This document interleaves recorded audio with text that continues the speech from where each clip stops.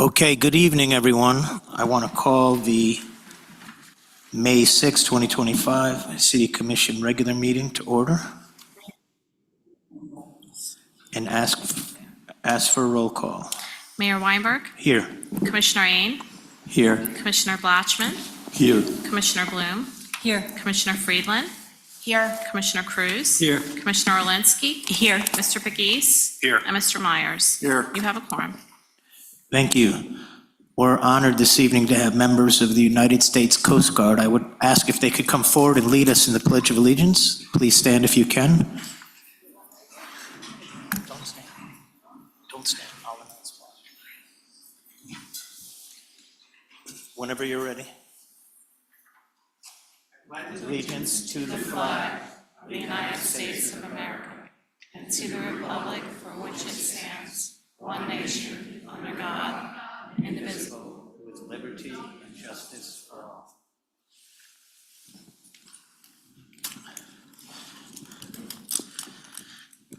Thank you, and thank you for your service.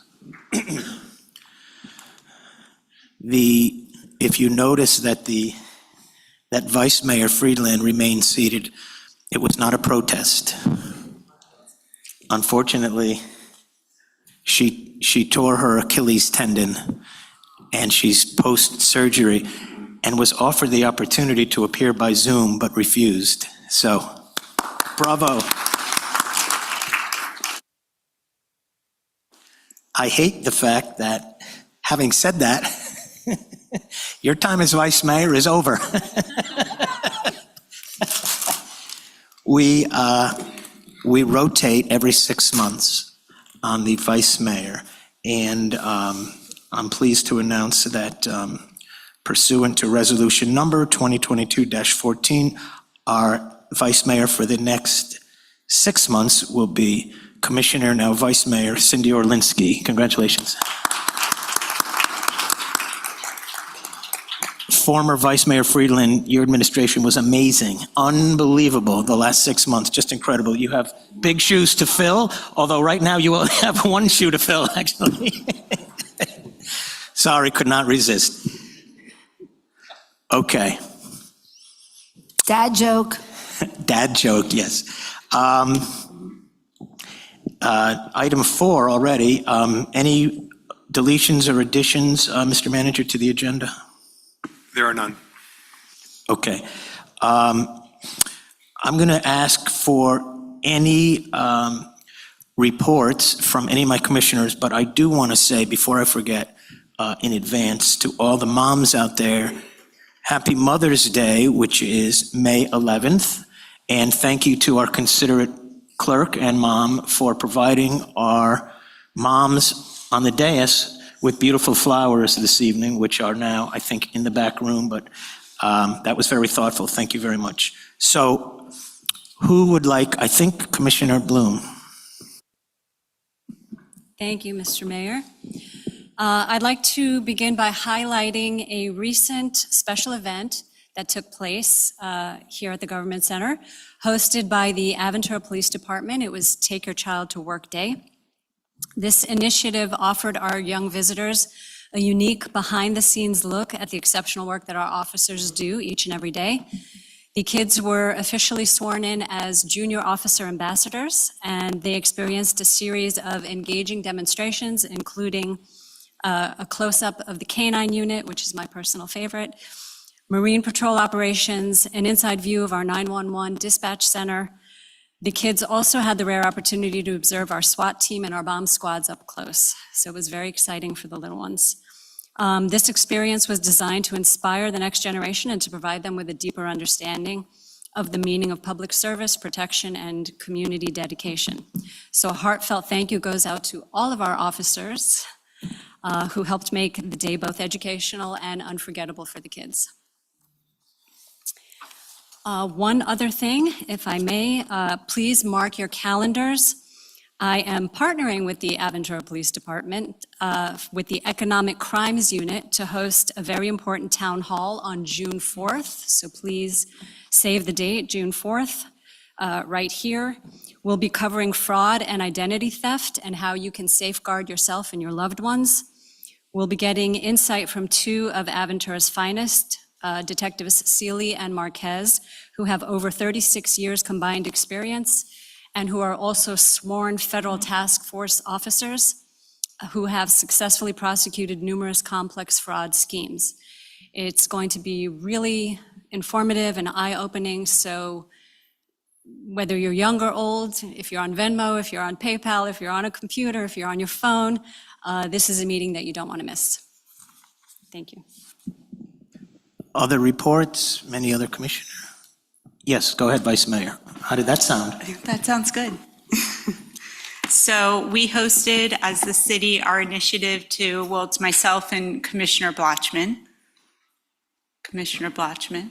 together. We hosted the Golden Connections, where the city sponsored many of our mature audience and residents to see Brandon Goldberg at our theater, to get them out and about and enjoy what we have going on in the city.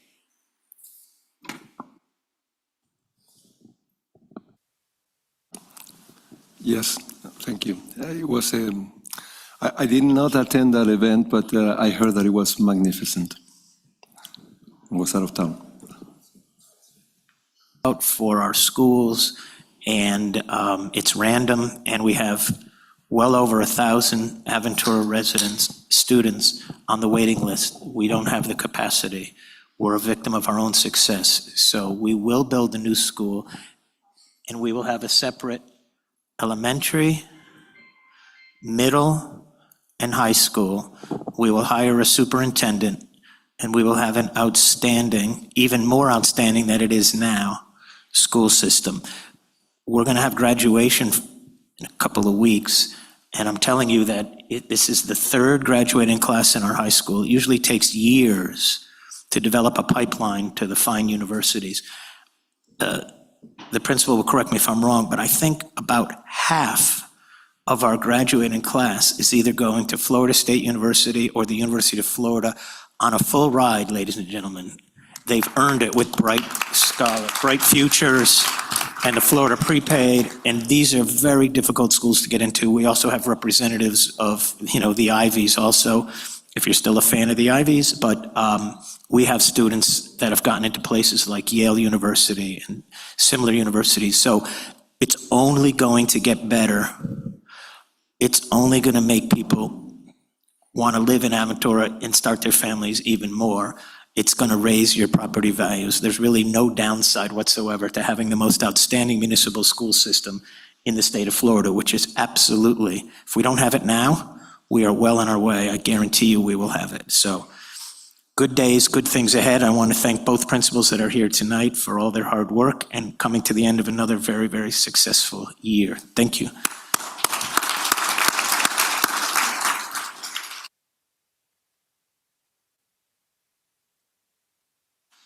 Okay, so we have some presentations tonight. We have some proclamations. The first one I want to do is, this is the reason why we have men and women in uniform here from the Coast Guard. Can you guys read a couple of these? I'm going to pass this along so that everyone can read one of the whereas clauses in this proclamation.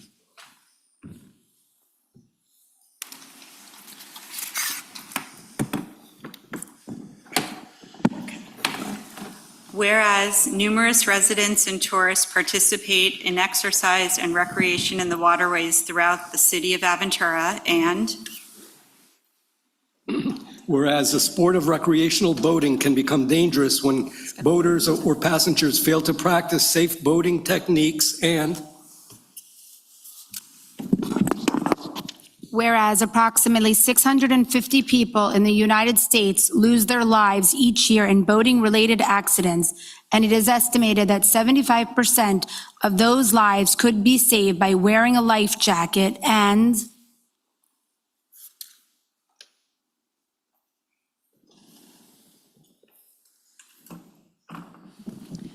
whereas National Safe Boating Week is observed to bring attention to important life-saving tips for recreational boaters to provide a safer, more fun experience out on the water throughout the year, and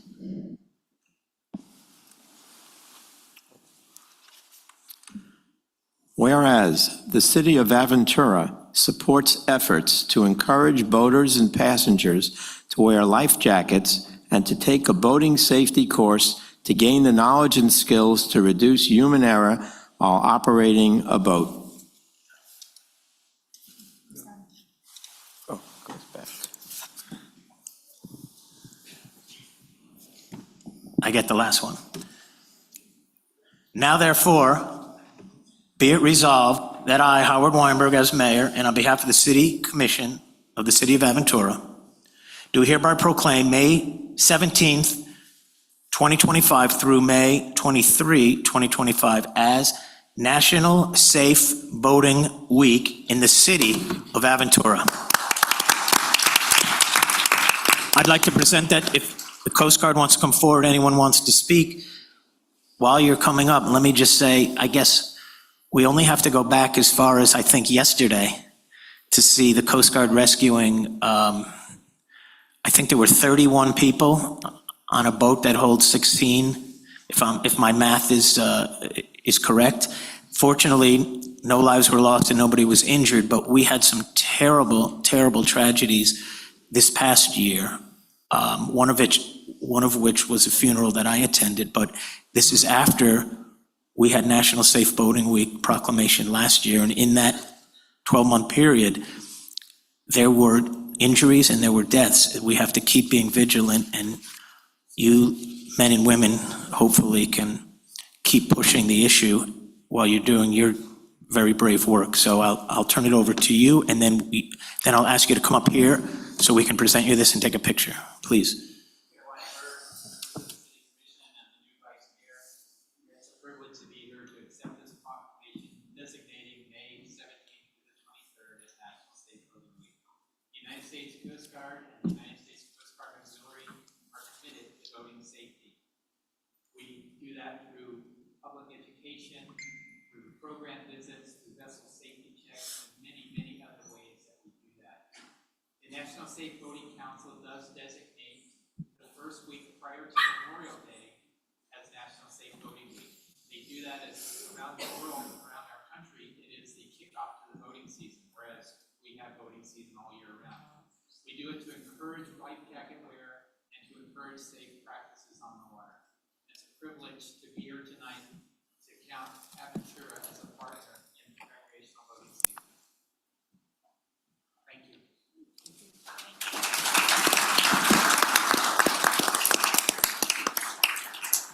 Thank you. If the four of you want to come up, we're going to take a nice photo, and I'll present you with the proclamation. I can't not.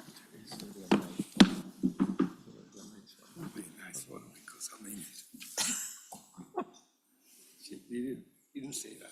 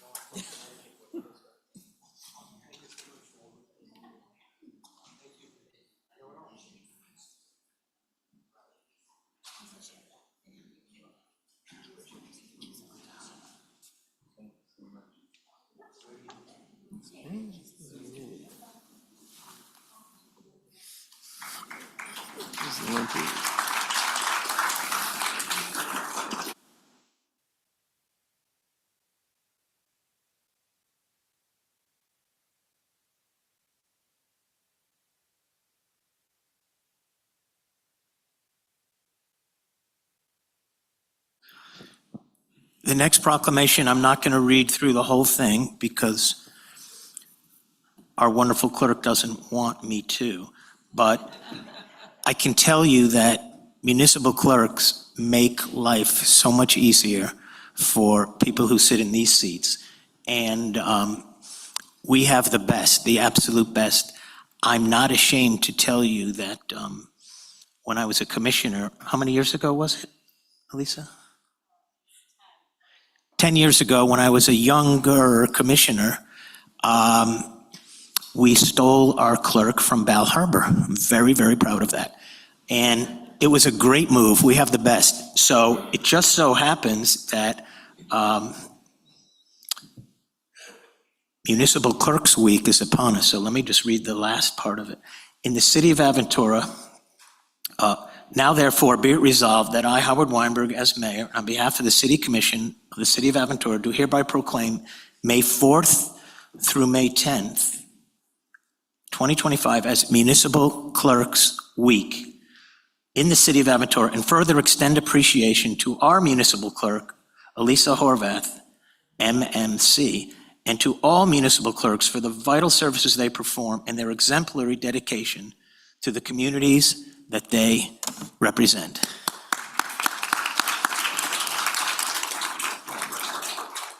I will give you this later to hang in your office. So we're almost halfway through Municipal Clerks Week. You probably noticed the craziness around town, so be careful when you're out there. We have, I think we're on an alpha beta shift with the police department. Municipal Clerks Week gets very wild, I know.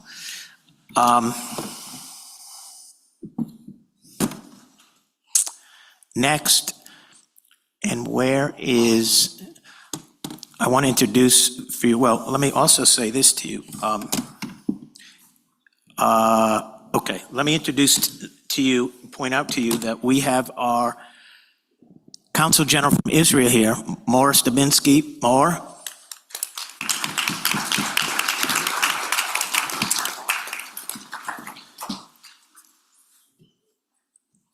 He's been Consul General from Israel for the state of Florida and a couple other states that I never remember because I don't really care. You're ours as far as I'm concerned, and you choose to live here. And we've all become very great friends with you, and I want to, this proclamation, I want you to accept it on behalf of the state of Israel. So I'll start at the other end this time with my commissioners.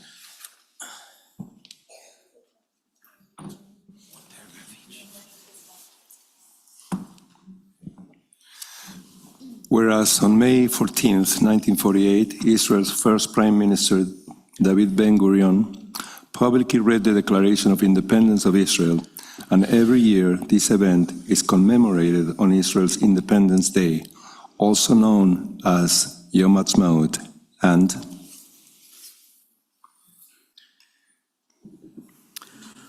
whereas Yom Ha'atzmaut is also celebrated in the United States with large festivals, events, and parties organized through various communities, and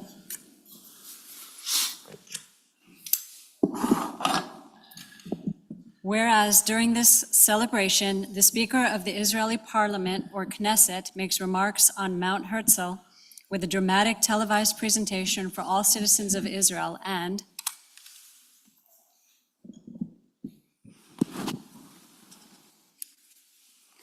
whereas the city of Aventura would like to mark this momentous occasion and to recognize the 77th anniversary of Israel's Independence Day.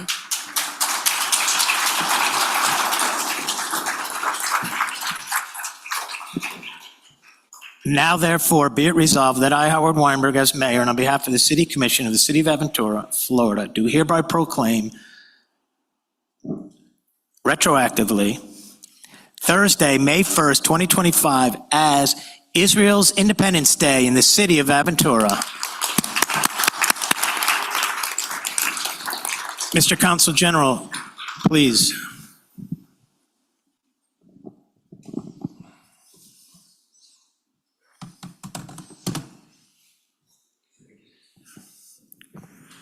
It's on, right?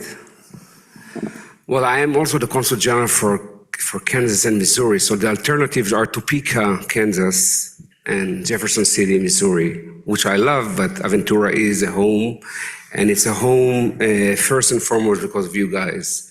You have been nothing but great to me, to my office, and of course to the state of Israel.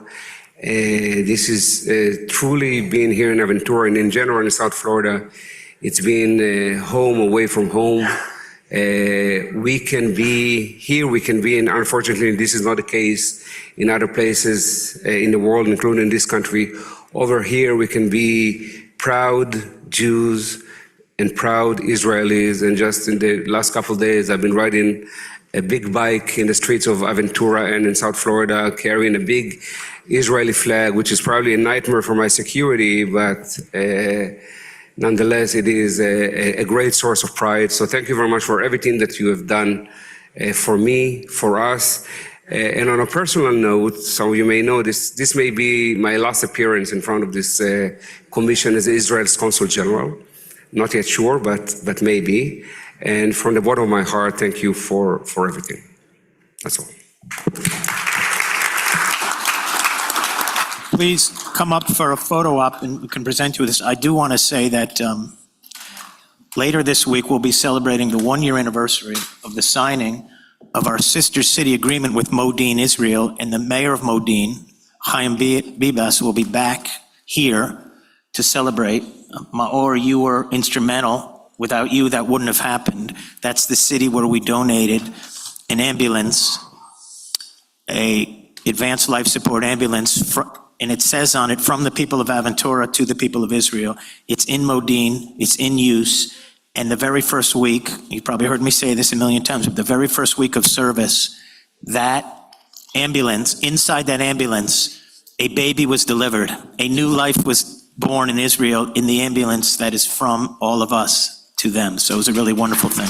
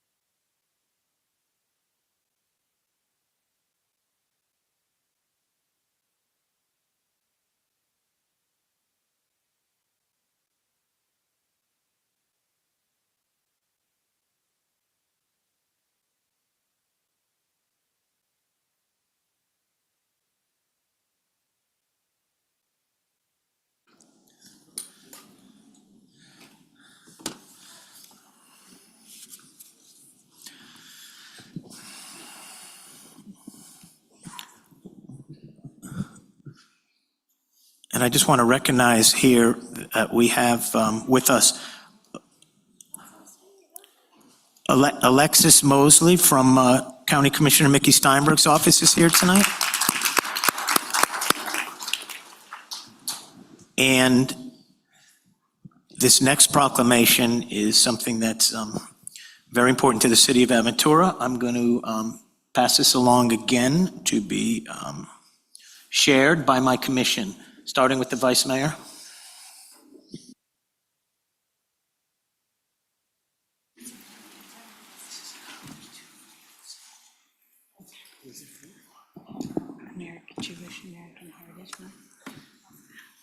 Whereas the city of Aventura has been positively influenced by the Jewish immigrants of America who have played a central role in the creation, growth, freedom, prosperity, and strength of the United States of America. And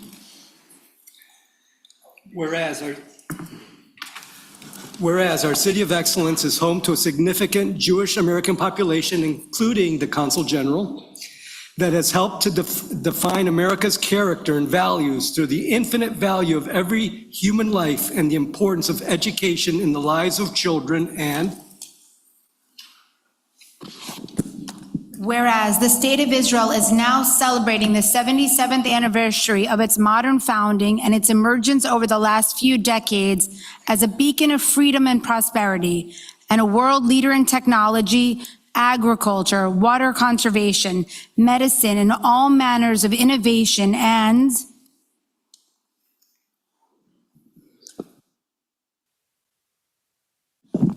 whereas the city of Aventura would like to recognize Jewish American Heritage Month in support of the efforts to increase awareness of the significant contributions of all Jewish Americans.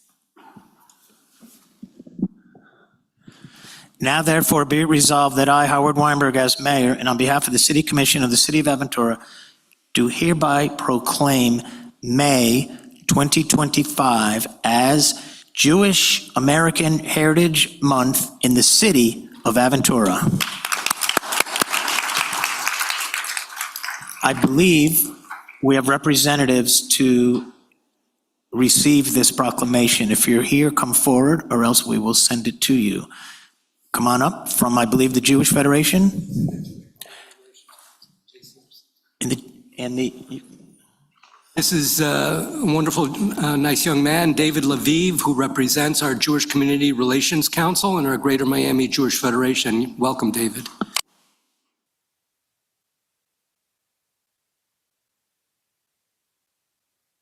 There we go. Thank you so much, Mr. Mayor, to the City Commission, to the City Government, on behalf of the Jewish Community Relations Council and our Greater Miami Jewish Federation. Thank you for your leadership on recognizing Jewish American Heritage Month, your support for the State of Israel and our relationship with the State of Israel and for the Jewish community as a whole.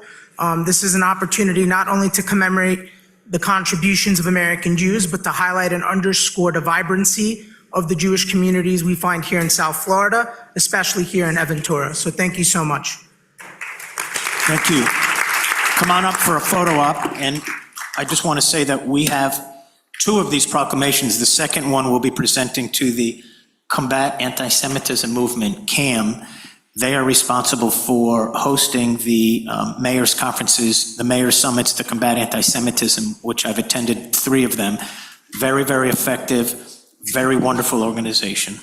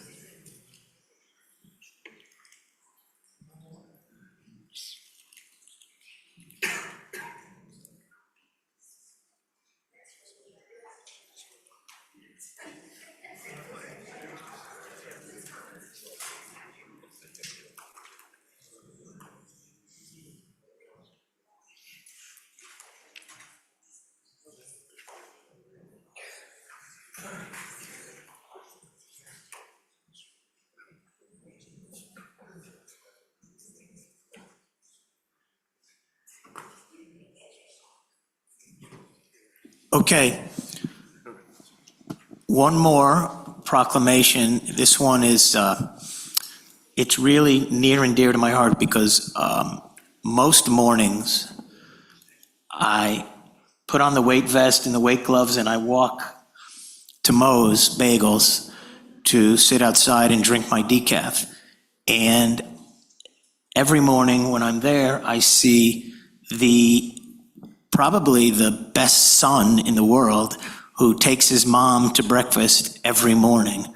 And it's really a remarkable story. I'm going to let I'm going to read from this proclamation because I want you to focus on it. It's really incredible, and we're so lucky to be in the presence of such a person. So, whereas the City of Aventura is proud to honor and celebrate the life and legacy of Regina Greenspan, a cherished resident and an extraordinary individual whose life embodies resilience, courage, dedication to humanity.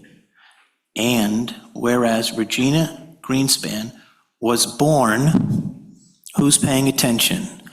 102 years ago today.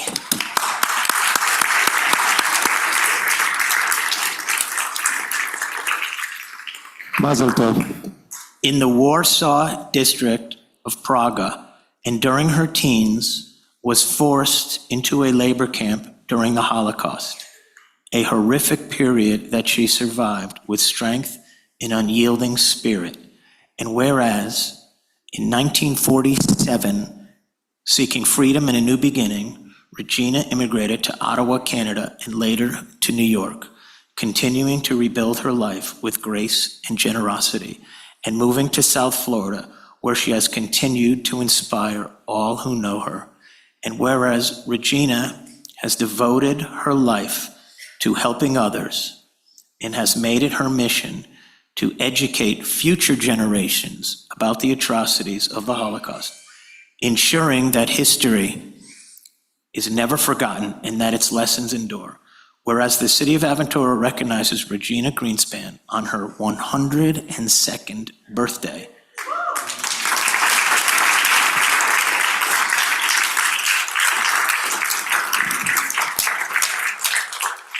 Not only for her remarkable longevity, but for her lifelong service to humanity, her role as a witness to history, and her unwavering commitment to truth and education. Now, therefore, be it resolved that I, Howard Weinberg, as mayor, and on behalf of the City Commission of the City of Aventura, do hereby proclaim May 6, 2025 as Regina Greenspan Day in the City of Aventura.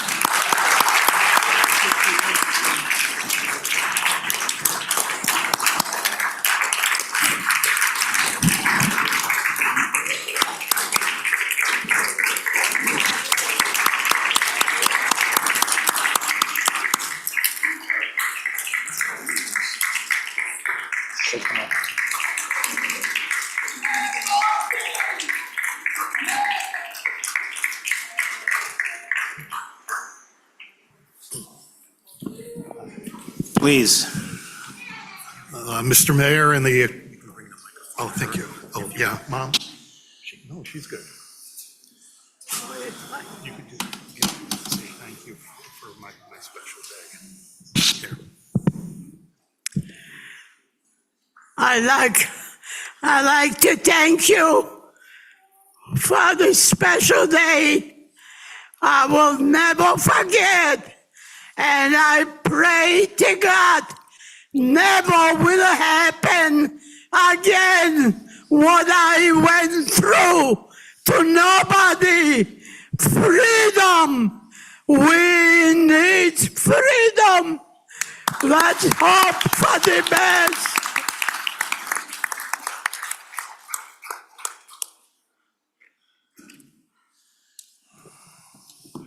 Just real quick, on behalf of my mom, I want to let you know on one of her longevity secrets, and it has to do where we all are. She came to the city of Aventura. She feels safe, natured, loved, happy, and that's what Aventura brings to all of us. So on behalf of us, we want to thank the entire city. Thank you. Thank you. Go ahead and get on there. You want to say something? We are. Commissioner Cruz, go ahead. Sorry, I just want to say a few words about this wonderful young lady.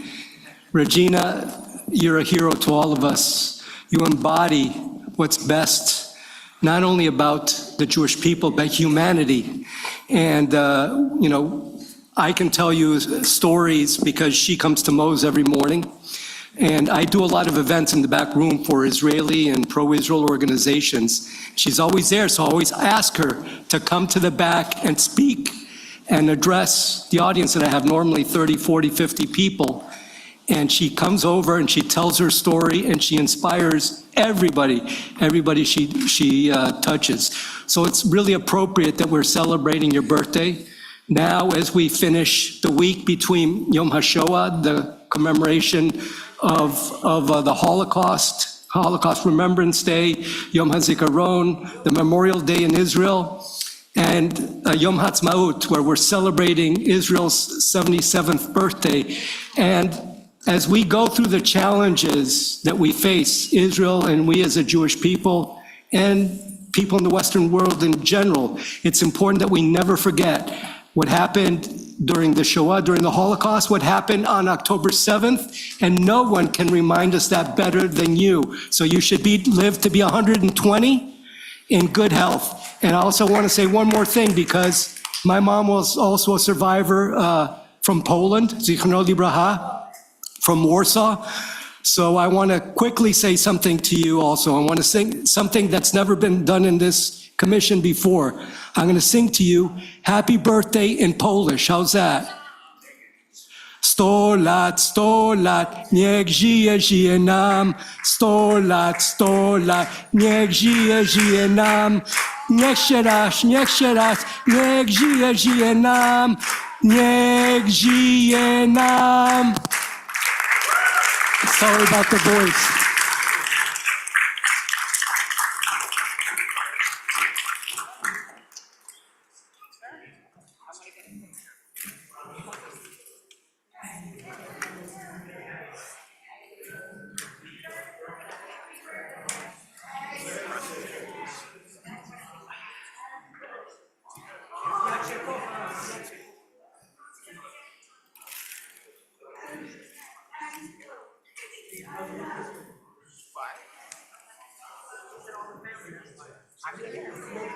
Okay, come on, author, please, come on, come on, come on.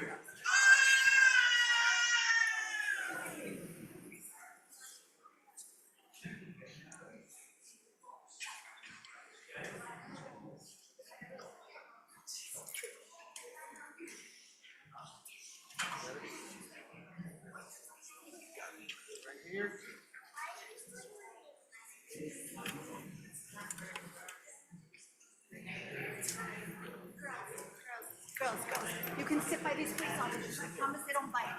You can sit by this police officer, I promise they don't bite. I know. You might bite me. You can't sit, you gotta sit by police officers, you can't see me. I can't, what do you mean? No, you can't. Oh my God, you can't.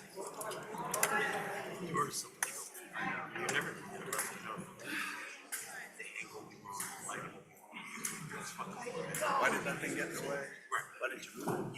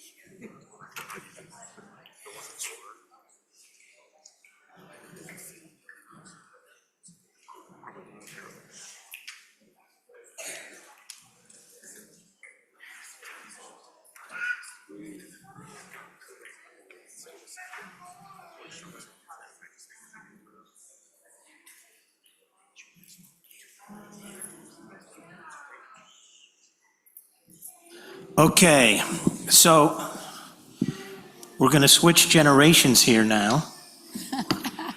And we have some young people here. And we're going to, is the coach here? Yeah, it's right in the back. We're going to recognize from our rec league, we just finished our basketball championships. A lot of stuff goes on in Aventura. So is Coach Crumry here?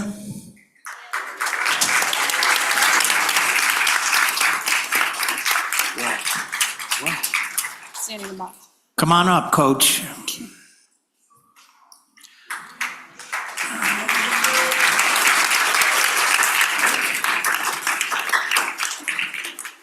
We've got, you want to, I don't know, the easiest way to do that, we have certificates for everyone, but do you have the names of the kids from each team? Do you want to just tell us who the champs are? The girls 9 and under. Coach Eric, where's Coach Eric? Coach Eric, the girls 9 and under. Hi, Eric. How are you? All good, Howard. Do you want to tell us who's here from your team? Yes. Let's recognize them. You guys ready? Stand up one by one. Olivia. Next is my daughter, Ashley. No, stand up. Everyone stand up. Come on. Stay standing. Point guard, Cammie Freeland. Yeah! Odell, come up here. Come. We have Asia.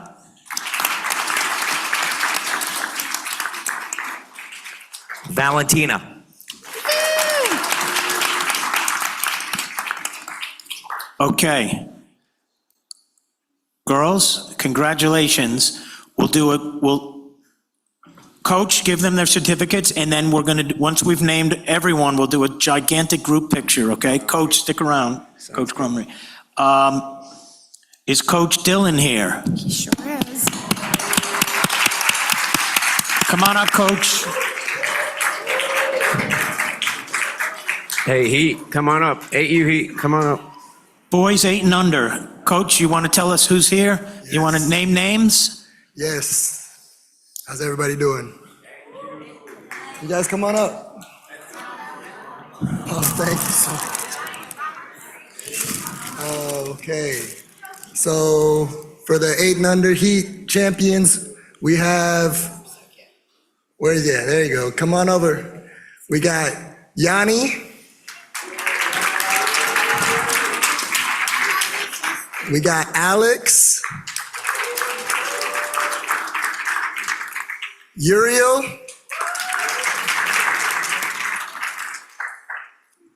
Noah.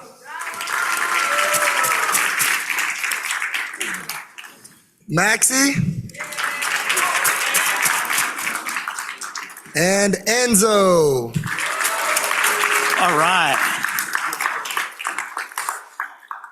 Thank you. Okay. Thank you. How about 12 and under is Coach Orendare here?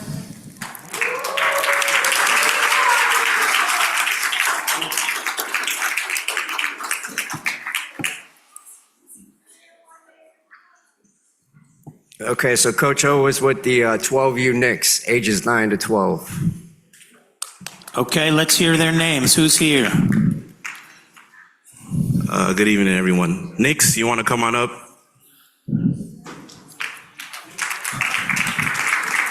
Speaking of Knicks, did anybody see that game last night? Great game. Wow. Down 20 in the second half. I'm just saying. I'm not picking a side. I'm just saying. I grew up halfway between Boston and New York, so I'm neutral. Wow. All What a right, game. so Okay, here for the Knicks, let's hear them. We have Artem, Yeah. Tihan, Matthias, Santiago, Maxi, Pascal, Aiden, and Denny.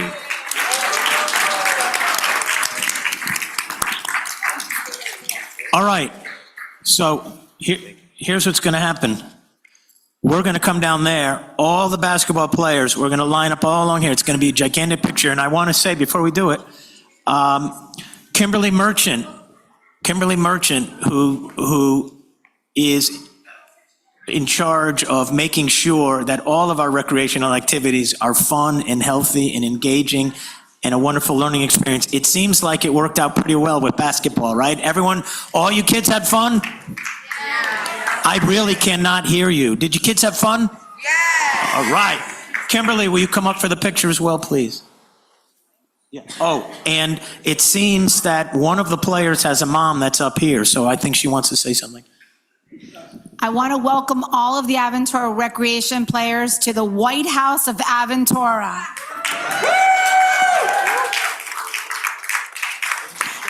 But you guys are our youth, you are our next generation, and we hope you continue to play sports in Aventura and make us proud.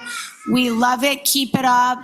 You're making your parents proud, you're making the city proud, and you guys are terrific. And thank you to the coaches, and especially Coach Crumry and Kimberly Merchant for making this program run so smoothly, so wonderful for all of our families and our youth. Thank you. Commissioners, we're going to go down for a picture. Director of Community Services, that's Kimberly Merchant's official title. Let's all take a giant picture.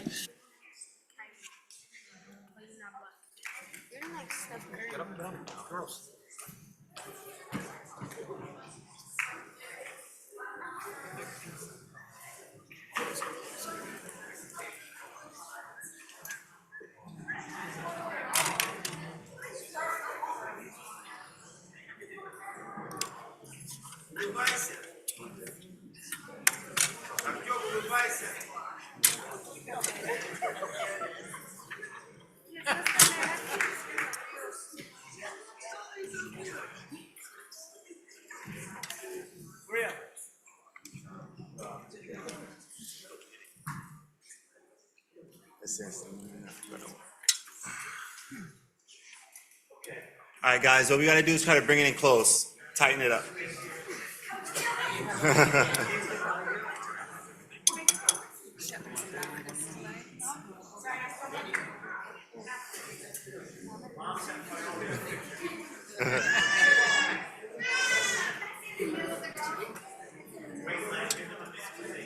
Okay. You're 12, I can't go to the Back There we up, go. okay? No, it's okay. Yoni, look at Ima.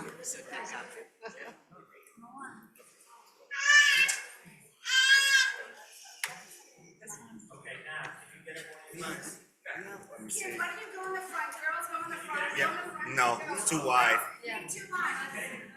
The little one, don't want it. Little ones to the front. Johnny, go front over there. Johnny, in the middle. Johnny, close to her. No. I think it's too tight, guys. Oh, way too tight. I'm sorry, parents. Yoni, look at Ima.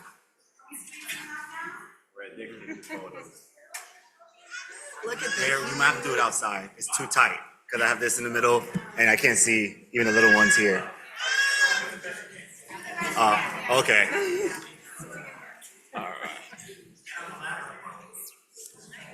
I'm gonna take a panoramic. You see it.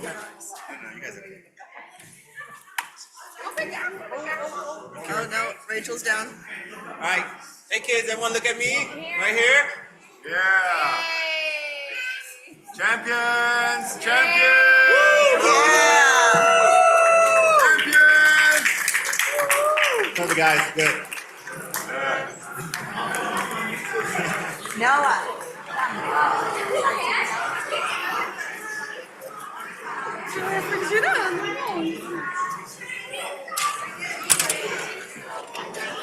I'm sorry, guys. Sorry.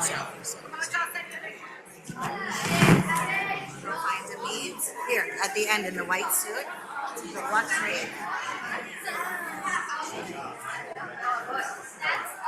Madsi Matias.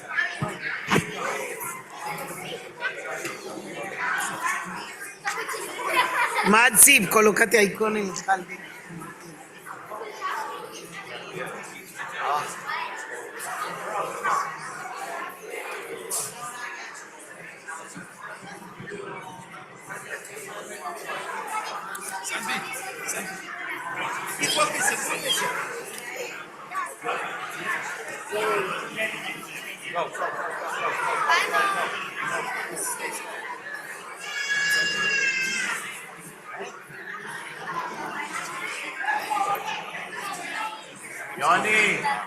Yoni. Buena.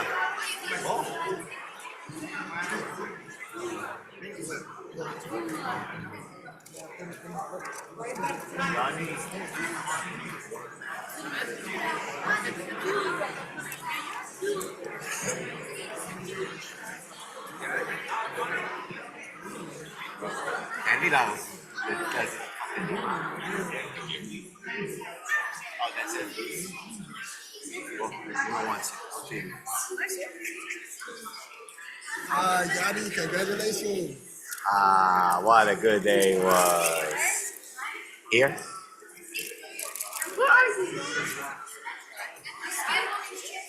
That's it, the next year.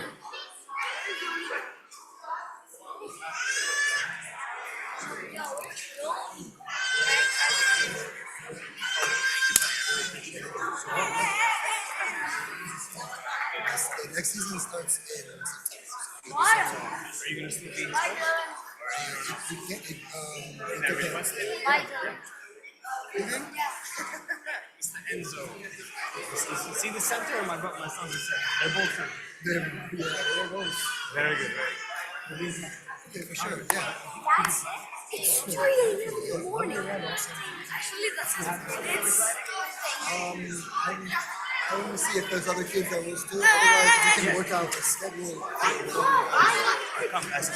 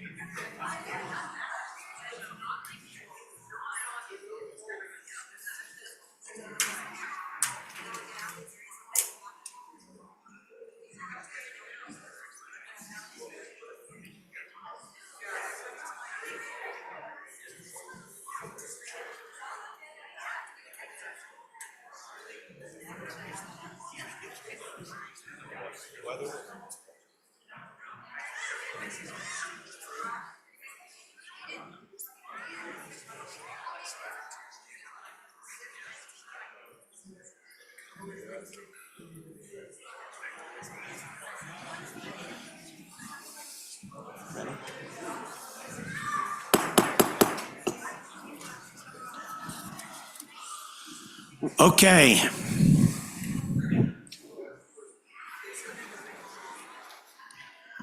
We're going to keep going, folks.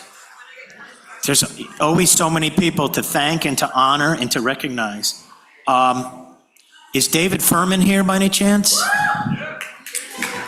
Okay, stand right there for a moment.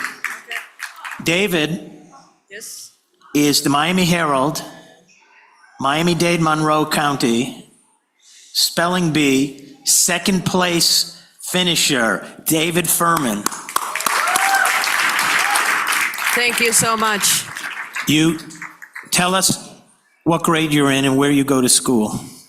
I'm a 7th grader from Aventura City of Excellence Charter School. Yeah. And I greatly appreciate all the thanks. I would have never expected that.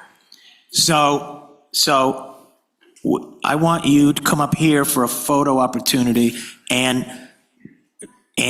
so far, this is my third time, I think, where we've had a spelling bee champion here to recognize, and each time they come and they sit here in this seat for a picture because the current mayor is a really, really bad speller, so it balances things out. You come here, we'll take a nice picture of you in the mayor's seat, and then with all of us. So if you want to say anything else, you can. If you want to spell out a few hard words, you can. Or just come on up for a picture, because we really appreciate you, and thank you for making our city look great. You know what? I'll take one word. This was like the winning word from 2023. The word is Samophile. P Samophile. Samophile. On the meaning? Okay, now, if you can use it in a sentence, please. He was a Samophile. Touche. Did you drive yourself here, or do you have anyone here that came with you? Yes, my parents are here, and my amazing little sister Natalie is also here. Sister! Okay, so all of them need to come up here for a picture. All of them need to come on up.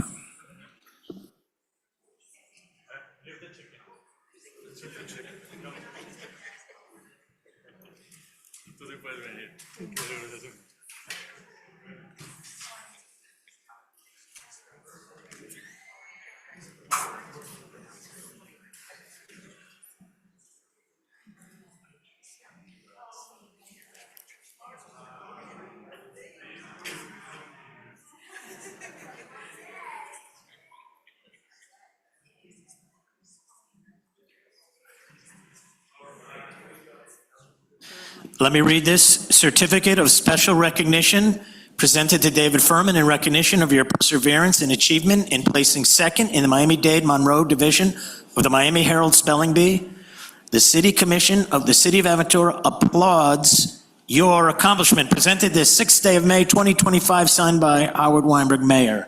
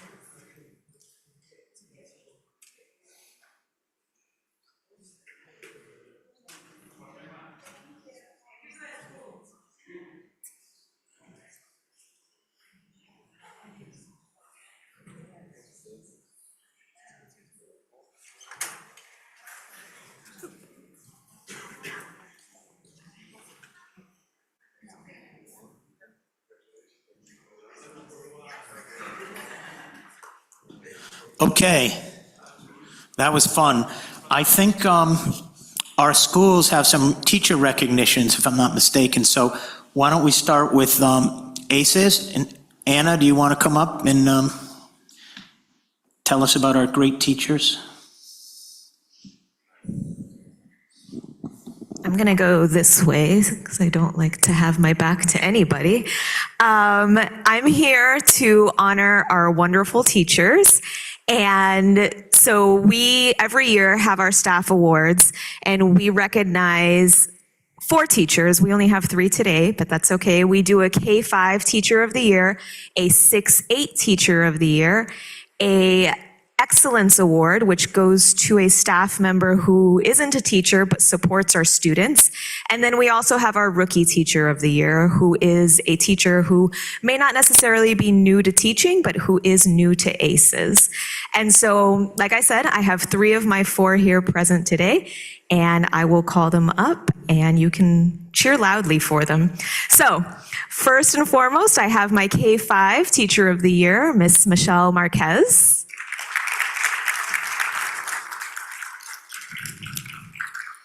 I have my Rookie Teacher of the Year, Miss Michelle Cannon.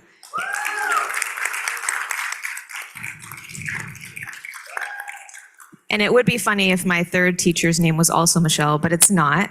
My Excellence Award goes to our guidance counselor, Awilda Corsino.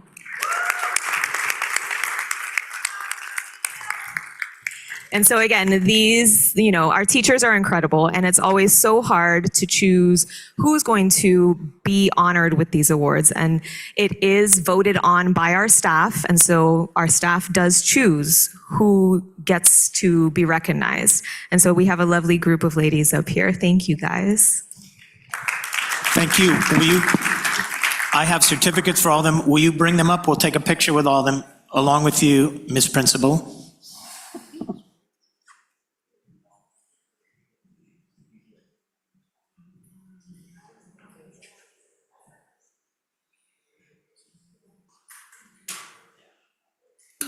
Is there a reason why the coach is hanging around?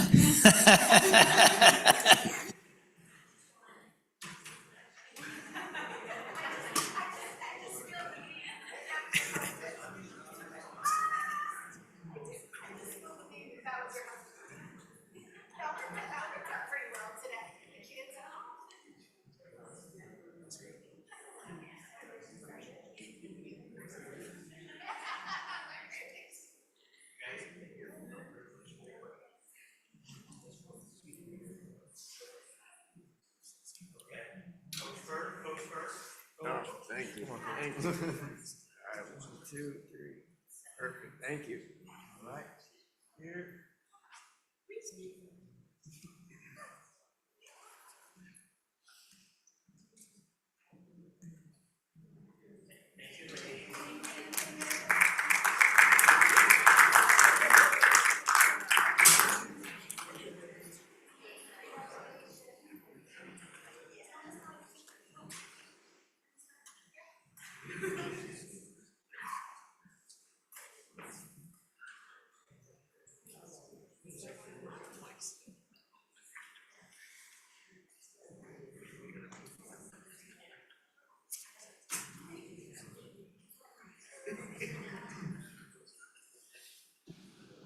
Okay.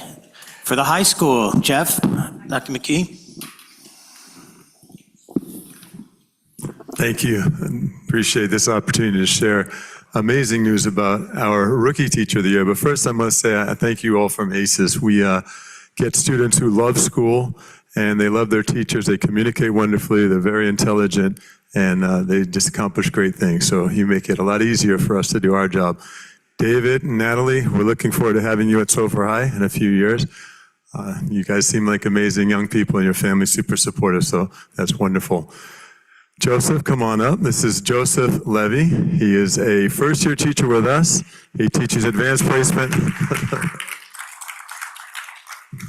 He teaches advanced placement statistics, and he has made that the most requested math class on campus. He is the most requested teacher, and we don't always dress the same, but he's a phenomenal young man, and he's a resident of Aventura as well. He went to Crop and then on to Georgia Tech. He started a company that he's going to sell for, it looks like, over 7 figures, and he's still, he's in his mid-20s, so it's quite amazing how much he's accomplished already. Yeah, amazing guy, so we're so honored and thrilled to have you on our campus, and we're counting on a whole bunch of AP statistics, passing scores, and credits this year. He sends me these pictures, I'm wondering, like, because he's got this whole background in technology, so is this AI enhanced? But it'll be like a full gym on a Sunday morning of students taking a mock exam, but they're real. He just has this amazing ability to motivate his students, and they work so hard and accomplish so much. So congratulations and thank you for representing our school.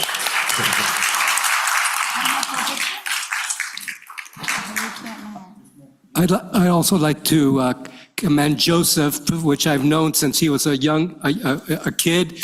He's grown into a fine young man, but he also, aside from being an incredible teacher, he also taught leadership at our JCCs in Aventura and in Davie. Both JCCs, he taught all about leadership to our next generation of future leaders. So he's a very well-rounded young guy, and we commend you, Mazel Tov, and continued success.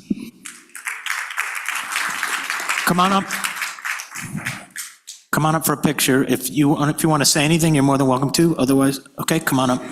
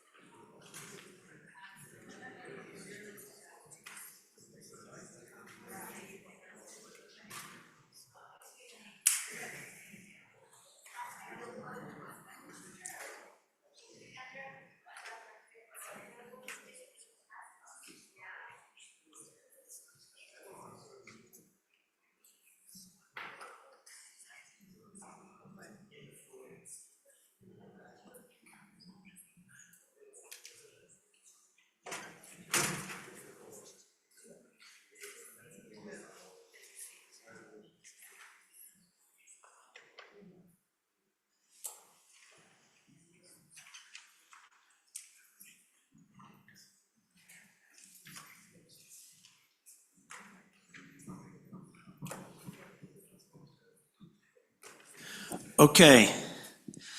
Moving on, the CITT, which is the Citizens Independent Transportation Trust, has a brief presentation. Javier Betancourt, welcome. CITT Executive Director.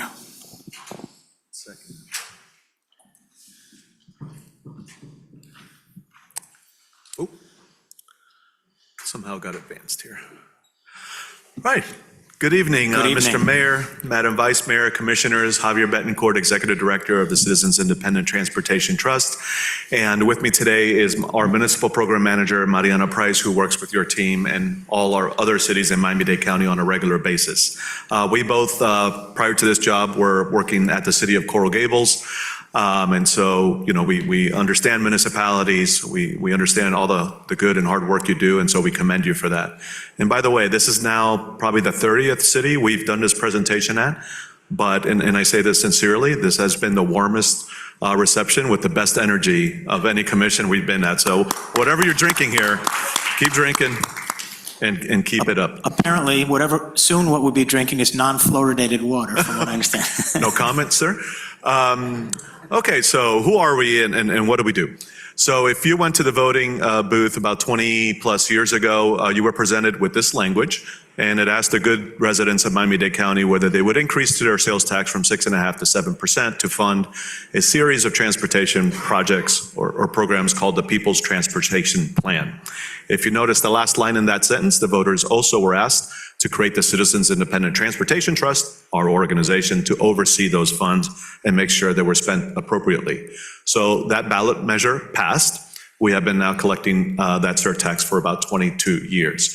So our mission at the CITT is to monitor, audit, review, oversee, and investigate the use of the funds by both the county, that receives about 80%, and all of our 34 municipalities that receive about 20%. And that is distributed to the cities, by the way, on a pro rata basis. So larger cities, larger population get more money, smaller cities get a little less. So it is important for me to point out, we're not the Department of Transportation and Public Works. They're the ones that, you know, build, operate, maintain the transportation system and transit. We're not the TPO, we don't do long-range planning. We're simply a watchdog, if you will, over the funds. So we are governed by a 15-member board of volunteers that come from all walks of life, one appointed by the mayor, one by the League of Cities, and the other 13 by each of our 13 county commissioners. You are very well represented on the trust by the District 4 Representative Robert Wolfarth, who is and has been our chair now for 2 years. So you are very well positioned. For anyone interested in serving on the trust, we do have 3 vacancies now, and seats open up from time to time. We would encourage you to visit our website, learn more, and apply. It's very easy. You can't be an elected official, you can't be running for office, and you can't have a conflict of interest with the county. Otherwise, it's really open to any kind of citizen from any walk of life. We have all professions represented on there. So please visit our website, miamidade.gov/CITT, if you're interested in participating and being a part of the transportation process. And the trust is supported by our office, the Office of the CITT, and you know, we assist them with project review and analysis, and we do community engagement as we're doing today. We manage the municipal program, et cetera. So one of the core functions of the CITT is our auditing function. It's not the most popular thing we do, but it's one of the most important, to ensure that both the county and the cities are using the funds for their intended purpose, i.e. transportation and transit. I should have noted too that the cities are required to use a minimum of 20% of what they get for transit. They could use the upwards of the other 80% for other transportation, like roadway improvements, bicycle pedestrian improvements, traffic calming, et cetera. And I believe, by the way, the city of Aventura is in the middle of an audit now. We have never, as far as I know, had any issues with the city. You do a great job and have had nothing but clean audits. So we certainly expect it to continue. So enough about us, let's talk about the money. A half penny doesn't sound like a lot, but boy, it adds up. So on an annual basis, we're collecting roughly $400 million now. Since its inception, it has generated nearly $5 billion. And it is in perpetuity. So this sales tax is going to go on unless The state intervenes. They tried to do that this year and set a sunset period of 8 years, but that bill did not pass. So as long as we support it, we'll keep collecting and you'll keep getting your share. So 63% of that historically has gone to Miami-Dade Transit for either supporting the existing system or expanding transit. As I said, 20%, really it's a little more now because we've had new cities join the county. 21% has gone to the cities. Less than 10% has gone to public works at the county for roadway type of projects. And I'm proud to say that less than 1% goes to our office for our oversight and administration, even though we're allowed by law to go up to 5%. We maintain ourselves at less than 1% so that the bulk of the funds could be spent on the projects, programs, and services that actually help people move, which is the whole point of this endeavor. This is the same information, just kind of over time. And what you'll note here is that we had a couple of dips in sales tax collection during the Great Recession, and then more recently during the pandemic. Other than that, you could generally expect as a city to see your sales tax revenue increase year over year at anywhere, between 3 and 5%. We'll skip this one in the interest of time. If you're really into this stuff and just want to nerd out on the numbers, we're very transparent. Everything is on our website, including our 40-year pro forma. It is an $8 billion transit program over 40 years, and you can get information on every penny in, every penny out. Okay, so it's a long document, it's very detailed. I won't go into it, but it is on our website. So enough about the money. Now let's talk about what people really care about, the projects, programs, and services that we're paying for. So a number of promises were made under that People's Transportation Plan 2 decades ago. The one people seem to remember is that we were going to expand Metro Rail to every corner of the county, right? And we still have a ways to go on that, clearly. But there were a number of other promises, including over 40 major highway and roadway improvements, including fare-free Metro Mover, fare-free transit for all seniors, regardless of income, what has become known as the Golden Passport, the 20% to the cities, and bus service improvements. So those were generally all of the promises made. So how did we do? Well, let's start with the good news. The municipalities have done a great job with their 20%. And more over time, you have used actually a greater percentage of that 20% for things like transit. In fact, I think the city of Aventura uses nearly 100% of your funds towards that. And actually, I'm stealing her thunder. I'm going to let Mariana Price come up and just do these 2 slides on the municipalities, because this is what she works on. Go ahead. Thank you so much, Javier. And I just want to echo his comments earlier. This has been it is the warmest commission meeting we've been to. It's been so touching to see all the commemorations and proclamations, and it was truly moving. So my name is Mariana Price. I'm the Municipal Program Manager. I oversee the 33 cities that participate in the surtax program that we have. Aventura is only one of 4 cities that we have that offer all 3 modes of transit. You have fixed route, on demand, and bicycles. So micromobility is a metric that I'm starting to measure this year for the first time, and Aventura has that. So in Q1 alone, you had 31,048, on demand 34,000, and bikes just under 1,300. So that's 66 some thousand in ridership, and you're well on your way to exceed the ridership from last fiscal year. As you can see on the slide, the percentage keeps increasing year over year, and as Javier mentioned, about 99% of the money spent was on transit. So great job, and it's a pleasure working with the city. Thank you, Mariana. And I should have given some shout outs earlier on. I apologize. Mr. Manager, you have an amazing team that works with us on a regular basis.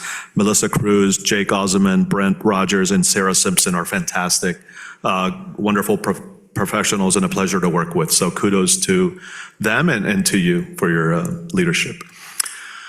Okay, as I said earlier, there were a number of roadway projects. Those are mostly completed at this point. The ones that are remaining are in the process of being completed or deleted from the program for various reasons.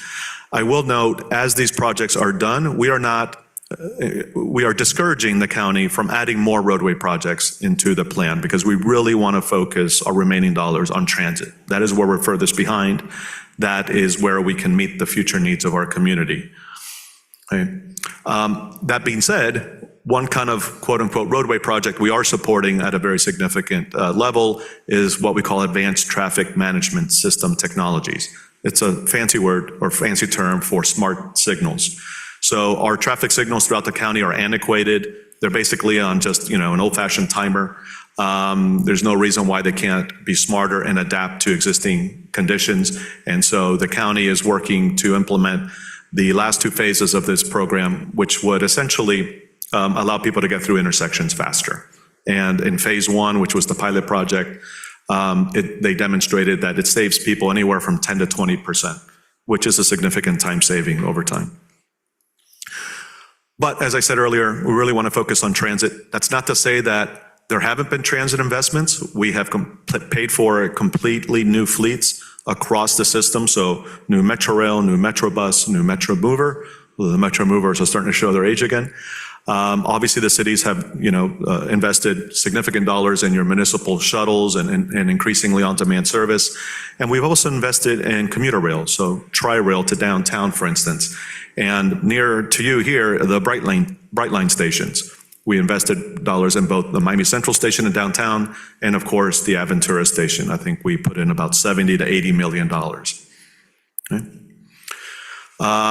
We have not really invested as much in enhancing the bus system as was promised, quite frankly. However, the county did recently institute what they call the Better Bus Network, which is an enormous improvement in the bus system to make popular rides more frequent and have less headways.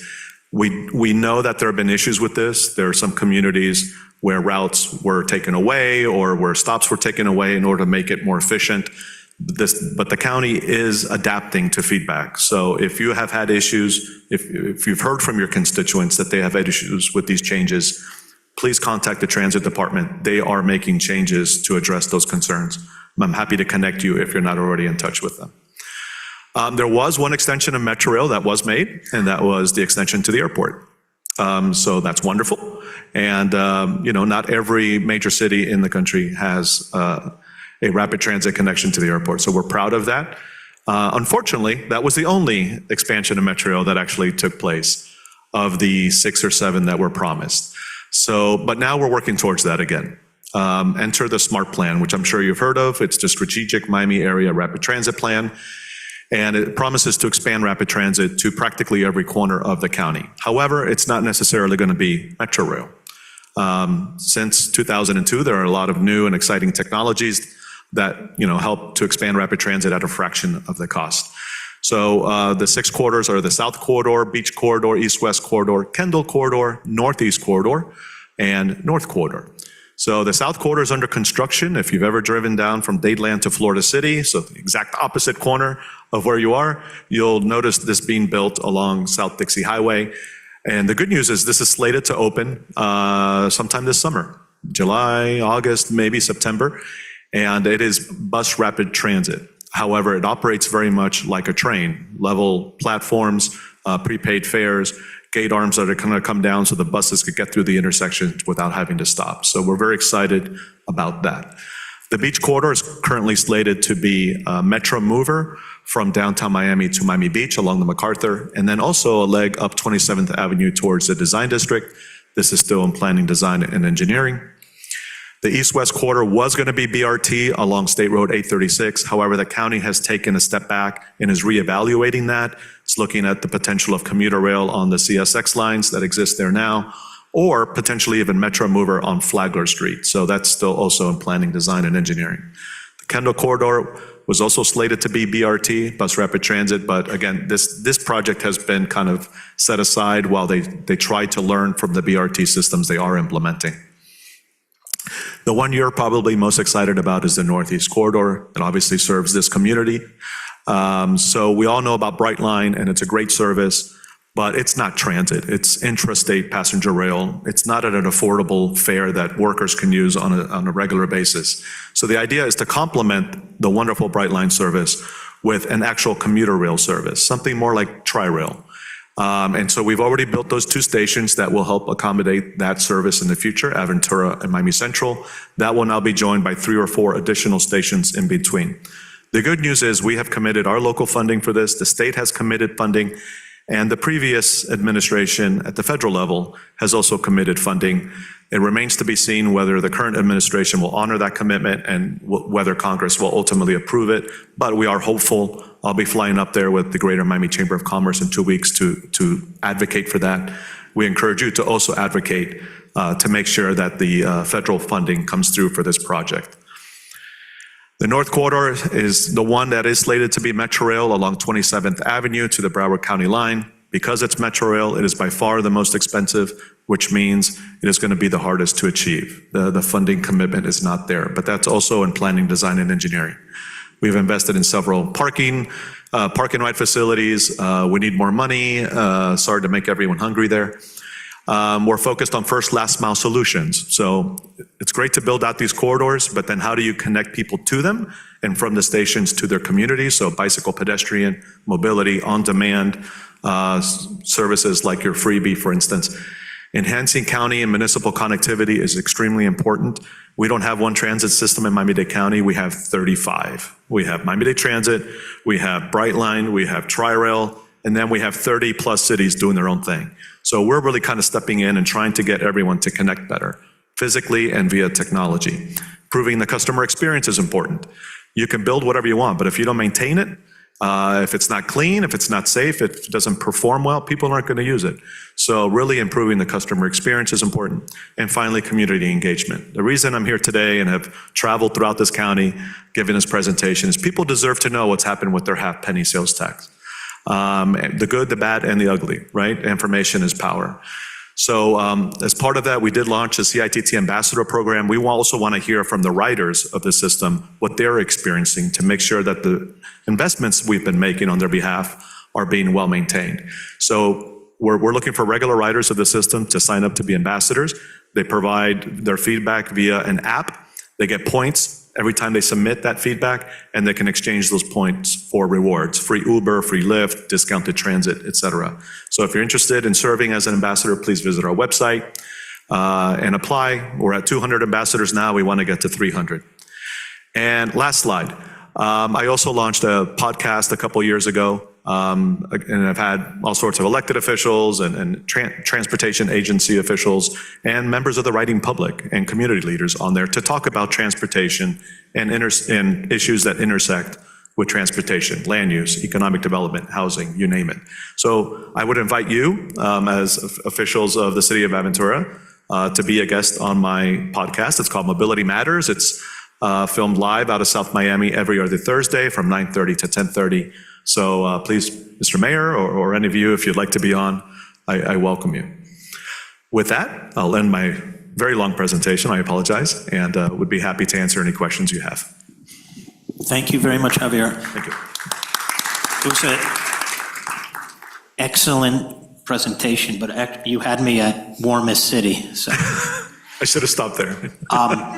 So a couple questions. Yes, sir. First of all, I'm glad you mentioned what to me is most important, two things to me that are the most important. One is, call it Tri-Rail East or whatever, but we got to put a commuter line on the Brightline tracks, and the sooner the better. We are mall and hospital employees obviously can't afford a monthly Brightline pass, but on a commuter, we're going to be keeping a lot of cars out of our city, and you know, God willing, by the end of Q4, maybe Q3, we should have the pedestrian bridge to the mall. So it's a no-brainer to take a commuter line and walk across Biscayne Boulevard right into work.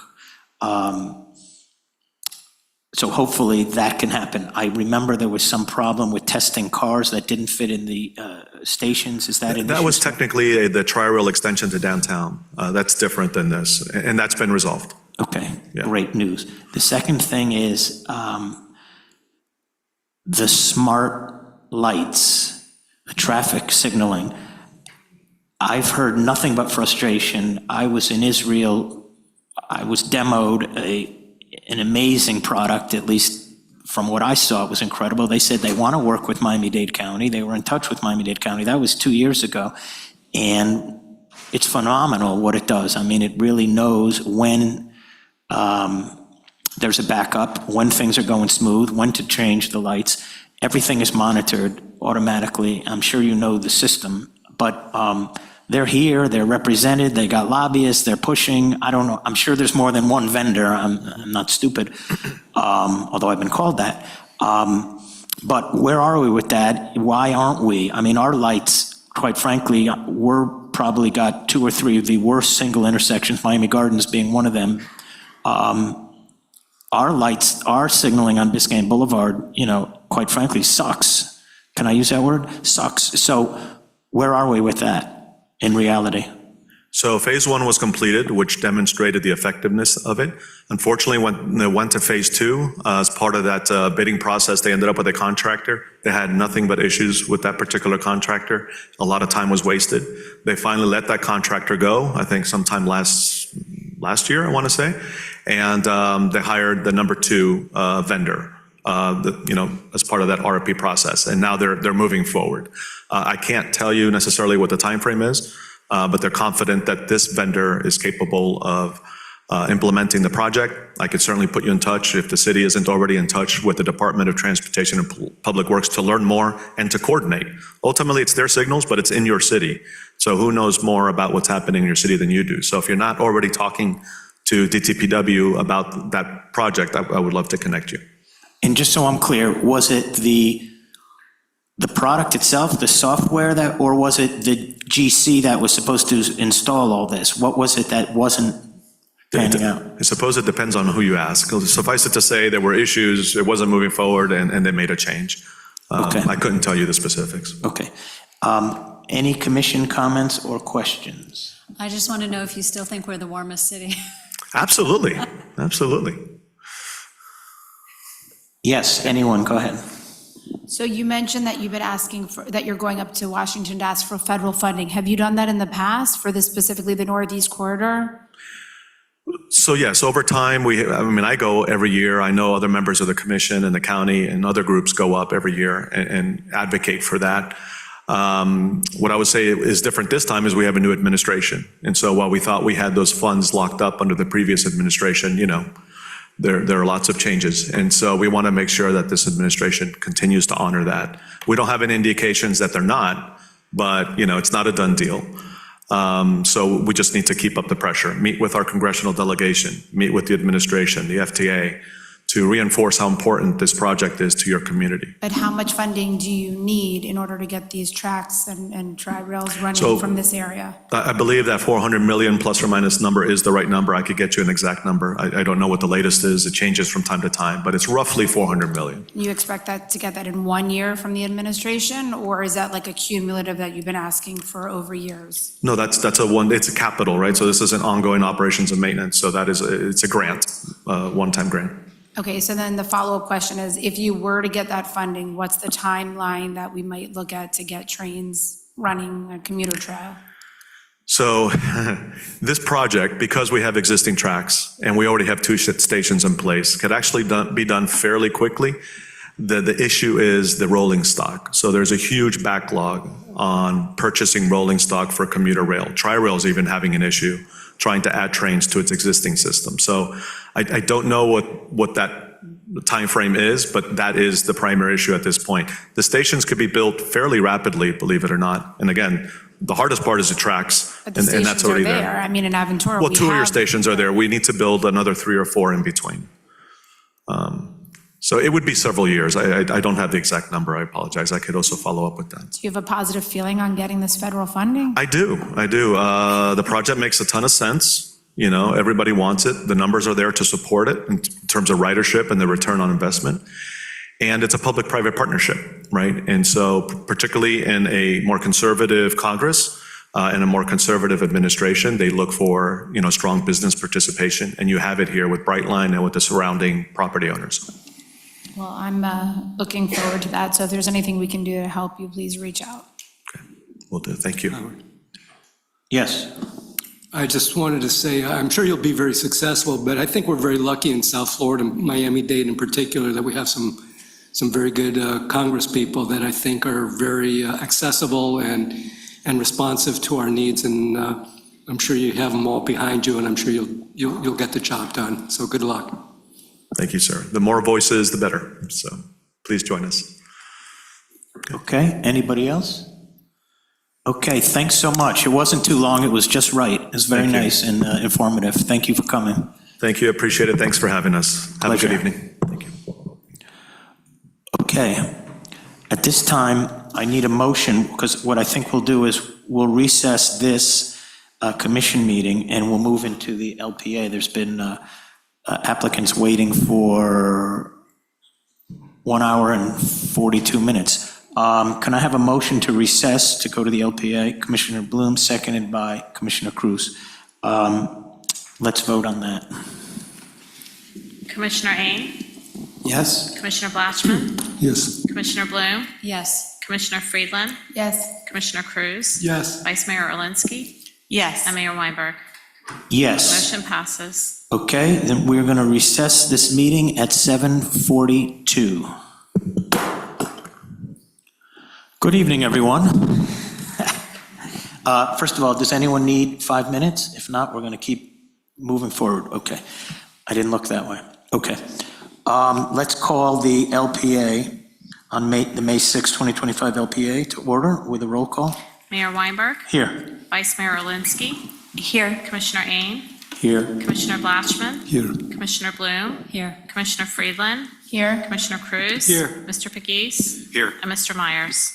You have a quorum.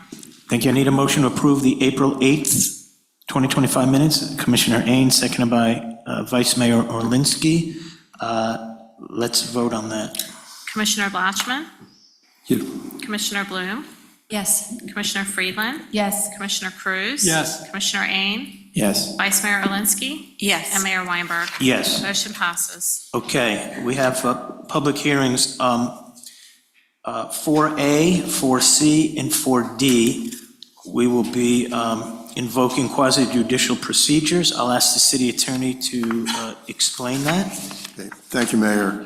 Please be advised that items 4A, C, and D of the LPA agenda are zoning hearings on a quasi-judicial nature. As such, the quasi-judicial procedures of the city shall be invoked for these items. If you wish to object or comment upon these items, please inform the mayor when public comments are requested.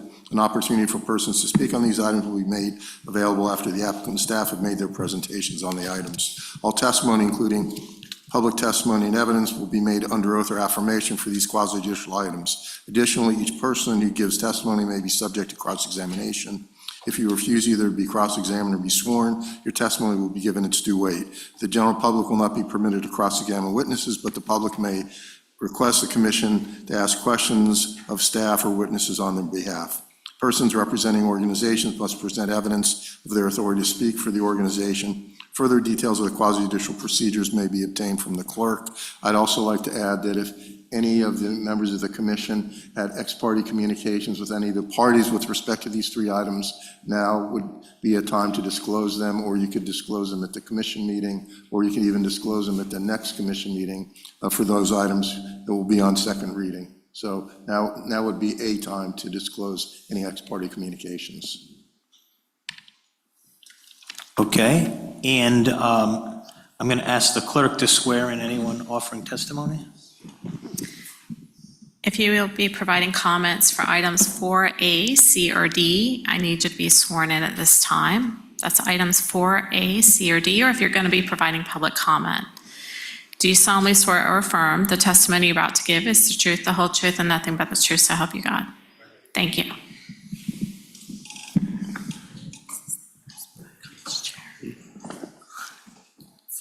Okay, Madam Clerk, can you read the resolution for 4A? A resolution of the City Commission of the City of Aventura, Florida, granting a variance from Section 31-171B12A.1 of the city's land development regulations to permit 680 parking spaces where 739 are required for the existing development located at 19101 Biscayne Boulevard, providing for implementation and providing for an effective date. Thank you. Can I have a motion to adopt this resolution? Commissioner Cruz, seconded by Vice Mayor Orlinsky. Kevin, Development Director. Thank you, Mr. Mayor. Good evening. Kevin Clapp, Community Development Director. This item, as you heard the city clerk read, is a request for a variance. It is on Biscayne Boulevard at an existing shopping center. This is a picture of the building that results in the request for the variance. By way of explanation, this project where the shopping center is was approved prior to the city of Aventura, so by Miami-Dade County, and it did not have sufficient parking to meet the city's code, so it's what we call a non-conforming allowed use. This building is vacant, has been for years, and has non-conforming aspects to it itself. In order to redevelop it, would require that nonconformity not exist. So the request is for you to grant a variance for the parking situation that was approved by Miami-Dade County. In reality, the proposed development will add 9 parking spaces, but it is still a request for a variance because they still will not have as many parking spaces as the city code would require. This is a site plan showing the proposed new building at the forefront of the property. And our recommendation is approval for this variance, as the revisions will result in 9 additional parking spaces. It will eliminate the non-conforming entrance on Biscayne Boulevard and result in a new building that will be occupied for retail uses. The applicant is here, has a presentation, full presentation to make. You, as the city commission, did already see that presentation at a workshop. They're happy to do it again, or I can answer questions, or they can, if you'd prefer, not to have their presentation. With that, thank you. Okay. I don't know that we need to see I think it's kind of self-explanatory, but is there any, first of all, if the applicant wants to comment, by all means, then I'll open it for public comment. Yes, Mr. Mayor, members of the commission. For the record, my name is Alan Krischer with the law firm of Holland & Knight. Office is at 701 Brickell Avenue, appearing on behalf of the applicant. Your staff has done an excellent job of presenting the application. They're recommending approval. We agree with that recommendation. We do have a presentation, and our team is here to answer any questions. So unless you'd like us to go through the presentation again, we can just answer the questions that you have. Does any member of the public want to comment on this item? Item 4A. Seeing none, I'll close it for public comment. I see that Commissioner Freeland has a question or comment. I believe when they did the presentation, somebody brought up the question of, were you guys considering a drive-through add-on there? Sarah?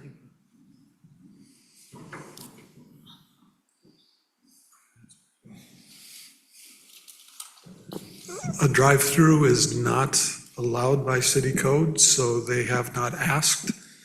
Okay, then the applicant doesn't need to come up. Sorry to make you step up. Sorry about that, yes. Kevin answered the question. Thank you. I don't think we had discussed that follow-up. Thank you. Other questions or comments? Okay, I'll close it and we'll vote. Commissioner Bloom? Yes. Commissioner Friedland? Yes. Commissioner Cruz? Yes. Commissioner Ain? Yes. Commissioner Blatchman? Yes. Vice Mayor Alinsky? Yes. And Mayor Weinberg? Yes. Motion passes. Okay. 4B, Madam Clerk.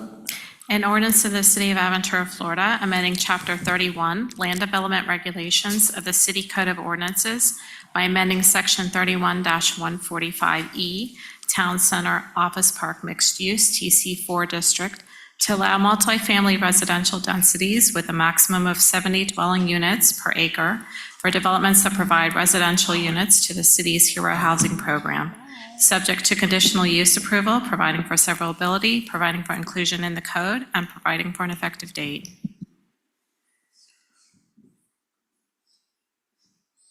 Okay, can I have a motion to approve? Commissioner Bloom, and a second. Vice Mayor Alinsky. Kevin? Thank you very much. This is a request for a change in the code. The code currently allows a density of 50 units per acre in the TC4 district. A proposed redevelopment is requesting 70 units per acre with the Hero Housing addition. In this particular location along Biscayne Boulevard, we know it as the Aventura Corporate Center.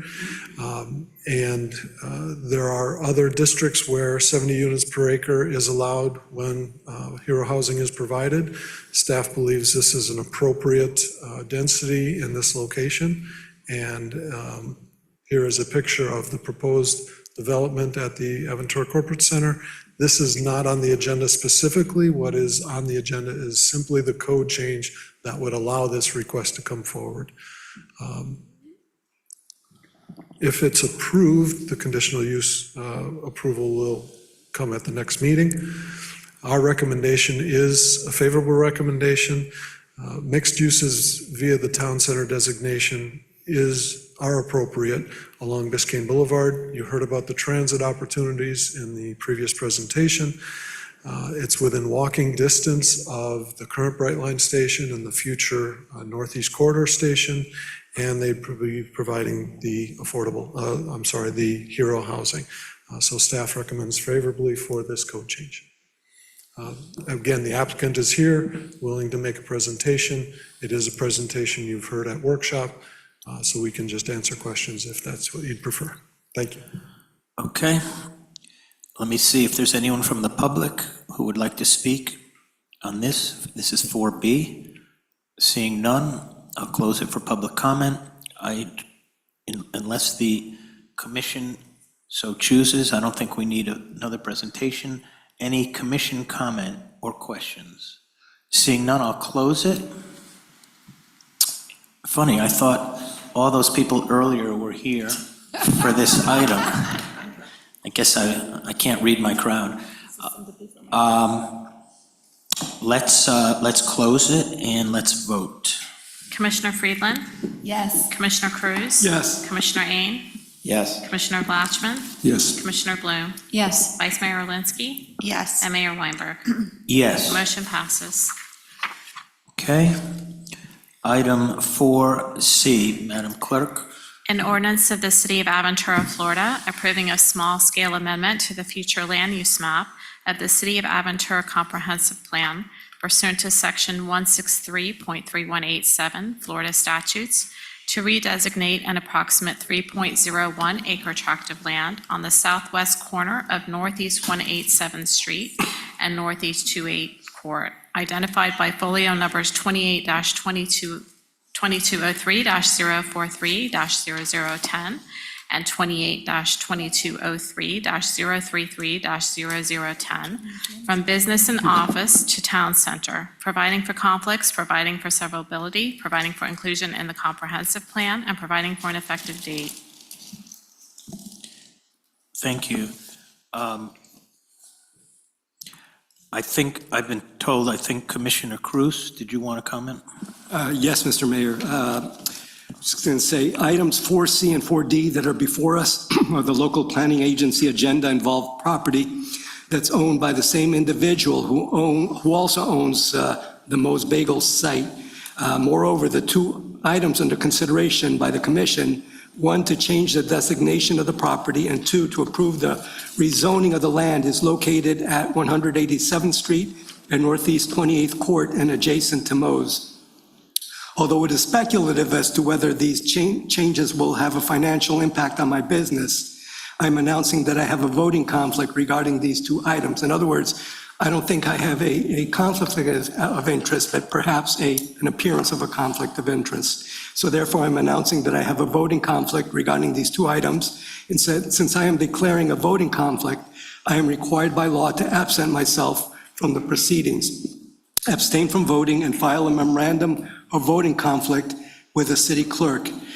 In addition, later this evening, we will have, we will be voting on items 7B and C when they'll be heard as part of the commission agenda. I will reiterate that I have a voting conflict and will request that this disclosure be incorporated into the record.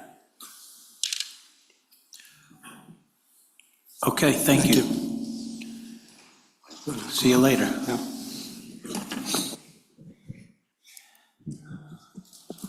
I do want to say for the record, on both 4B and now 4C, I did see conceptuals, I'm telling the city attorney for the record, I did see conceptual drawings, which I assume would constitute ex parte communications. Now, subsequent to that, that was prior to the same things being presented to us in the workshop in a properly noticed meeting, but I did agree to view the conceptual drawings for both 4B and 4C prior to the workshop, and then I saw them again at the workshop. Yes. I need to disclose as well that I also saw I agreed to see the drawings for items B and C prior to tonight's meeting as well. Okay, yes. I also would like to state on the record that I have seen the conceptual drawings before voting on this. And let me just add one thing, and I guess what you should say at the end, and you know, what you saw did not influence your decision one way or the other, that you evaluated this objectively based on the evidence that was presented before you. So I will add what I saw did not influence my decision one way or the other. And for the record, what I saw did not influence my decision one way or another as well. It was simply to educate. Did not influence me in either way, and then it was exactly what I saw at the workshop subsequently. So this is 4C, Madam Clerk? Correct, and we need a motion for this for discussion. Okay, you read the resolution. Correct, the ordinance. The ordinance. Commissioner Cruz recused himself. I need a motion to approve. Commissioner Ain, seconded by Commissioner Friedland. 4C, Kevin.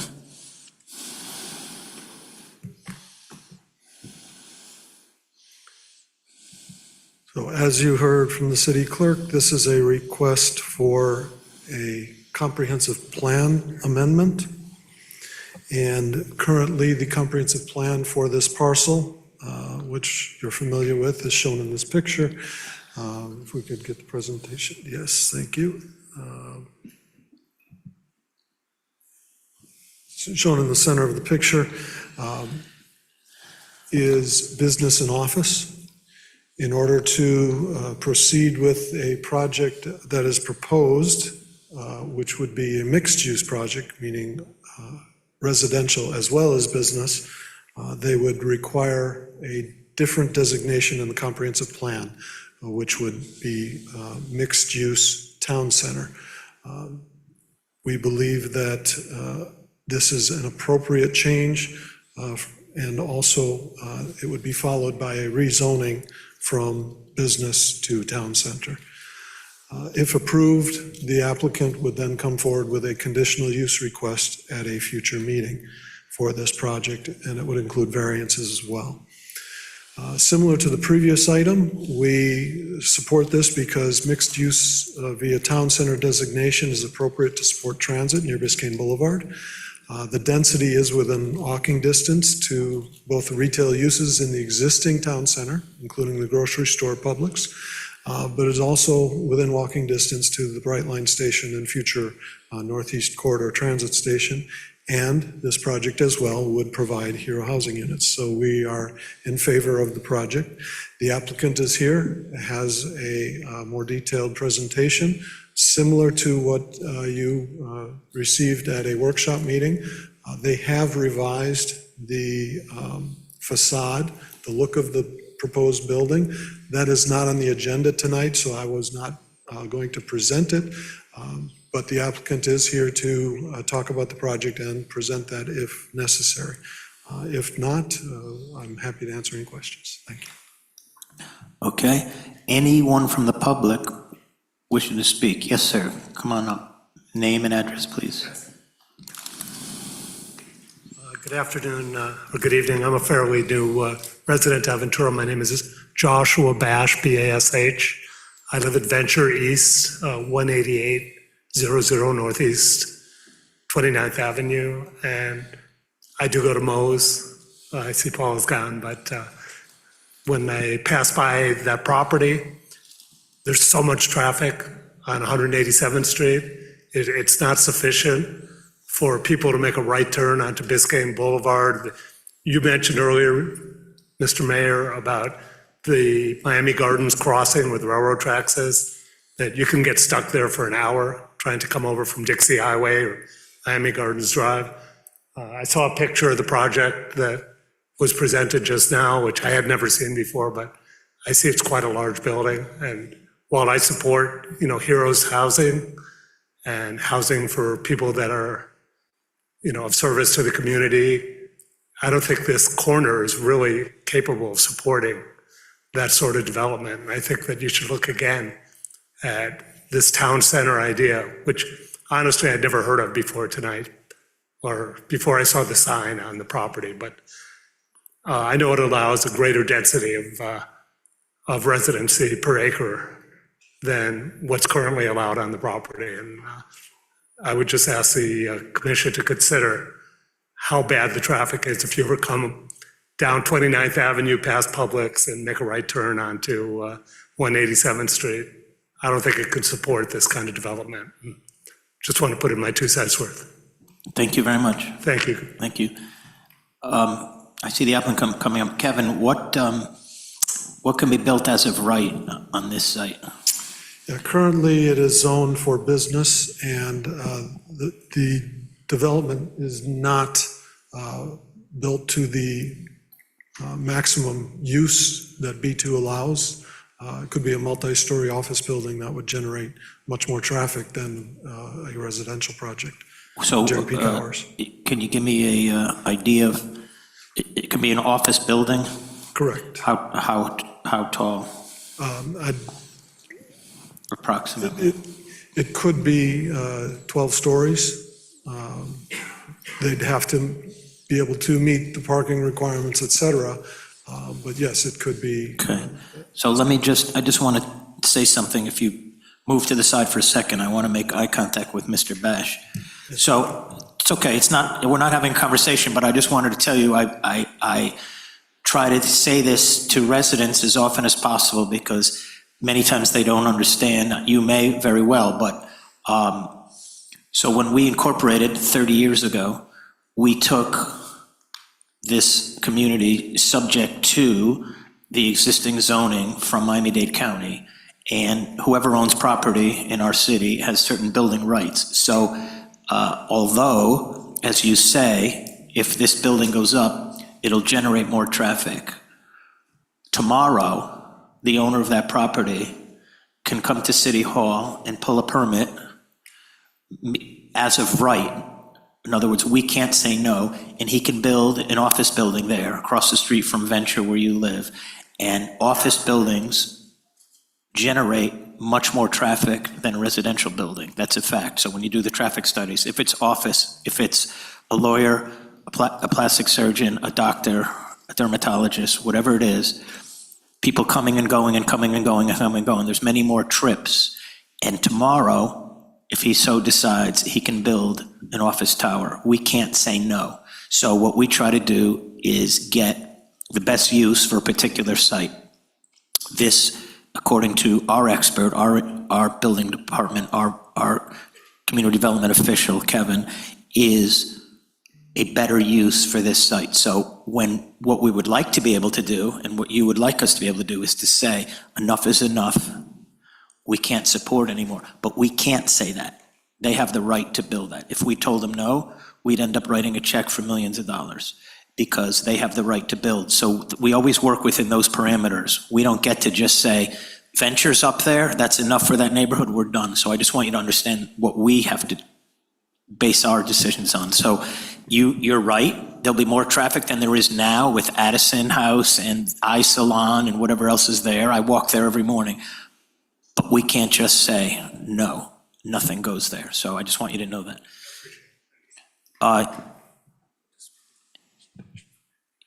Yes, sir. I assume you're here to represent the developer. Yes, sir. Briefly.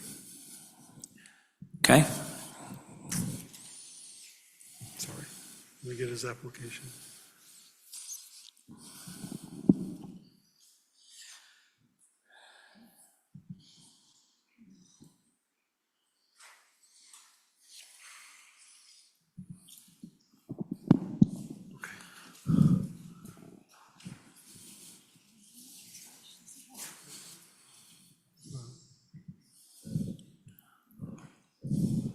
And if you could ask your client, we would prefer that he deed that to the city and that become a park. So that's our number one preference. Please ask him. If he won't, he won't, but there's no harm in asking. Give us that land. We'll ask, but I don't think that's going to happen. Okay. Mr. Mayor, Commissioners, Jeff Burkow, 200 South Biscayne Boulevard, on behalf of the applicant. The applicant is Miami Office Center Associates LLP. Jack Azud is the principal. And I'm not really going to go into a lot of detail because I think Kevin handled and presented what's at issue tonight, the comprehensive plan redesignation and the rezoning. He handled that perfectly. But I do want to respond to Mr. Bash and his concerns. As you mentioned, Mr. Mayor, today, as of right, the applicant could build a 12-story office building with ground floor retail, 122,000 square feet, 123,000 square feet of office, and about 24,000 square feet of retail. The impact, the trip generation from the maximum permitted development far outweighs the development potential and the trip generation from the proposed project. And I'd also point out that the proposed project only generates 20 PM peak hour trips more than the existing development. Do you have any comparative numbers as to what the traffic study showed on the? We do have the numbers, and we have the trip generation numbers, and they've been provided to staff. Yeah, I just wanted Mr. Bash to hear it if you have it, but you say it's greatly reduced by doing residential.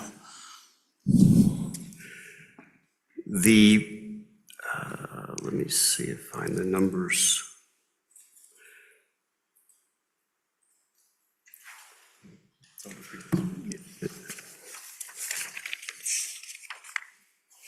No,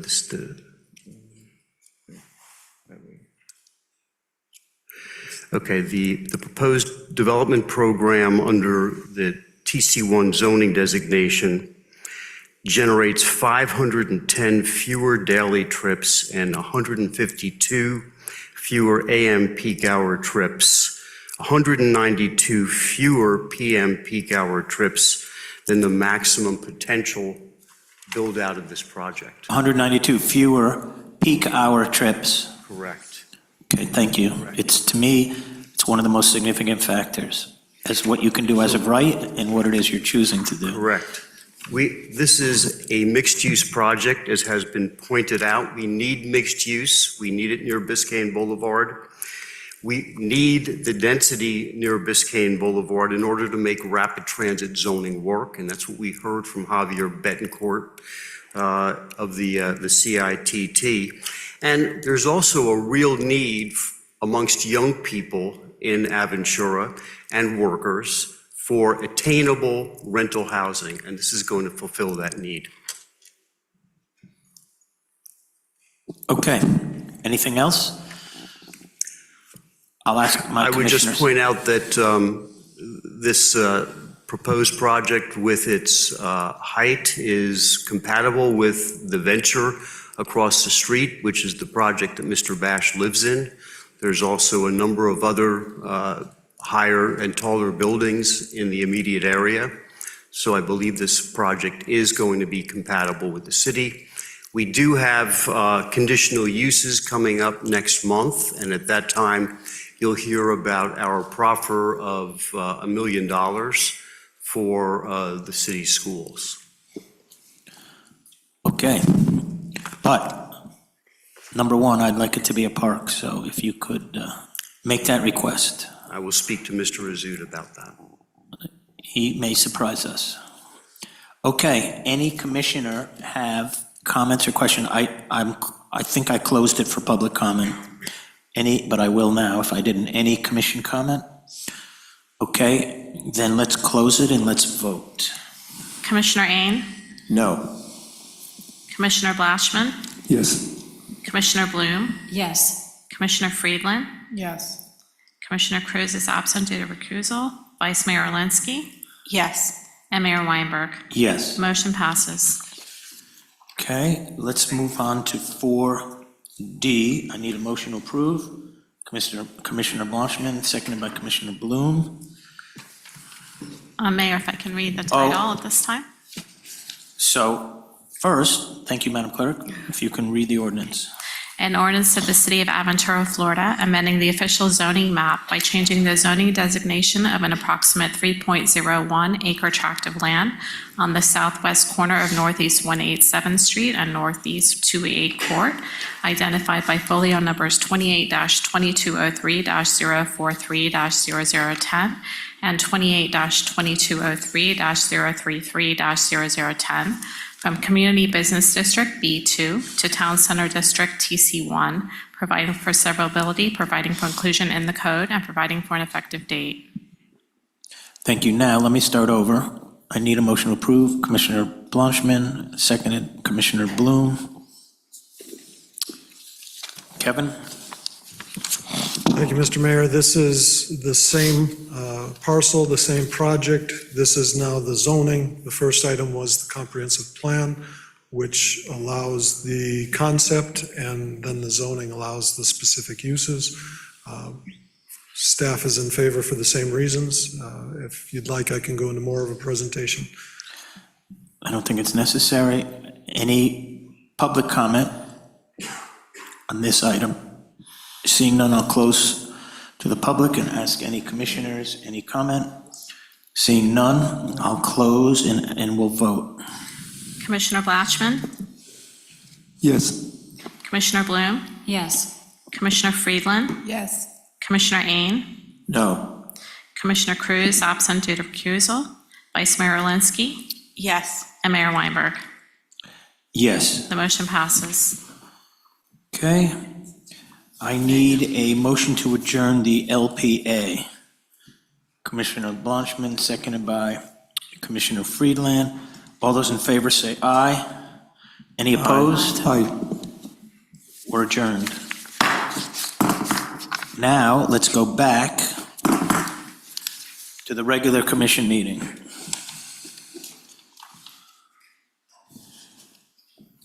Mr. Mayor, just mention that Commissioner Cruz can return, so somebody needs to.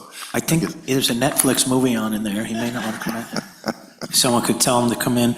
I heard It's 8:14 and we are back to the regular commission meeting. Okay. Let's move on to the consent agenda. Does anyone need to remove an item from the consent agenda? Mr. Manager? No, okay. Then let me get a motion, please, to approve the consent agenda. Commissioner Ain, seconded by Commissioner Bloom. Let's vote on the consent agenda. Commissioner Cruz, Yes. Commissioner Ain, Yes. Commissioner Blatchman, Yes. Commissioner Bloom, Yes. Commissioner Friedland, Yes. Vice Mayor Alinsky, Yes. and Mayor Weinberg. Yes. Motion passes. Okay.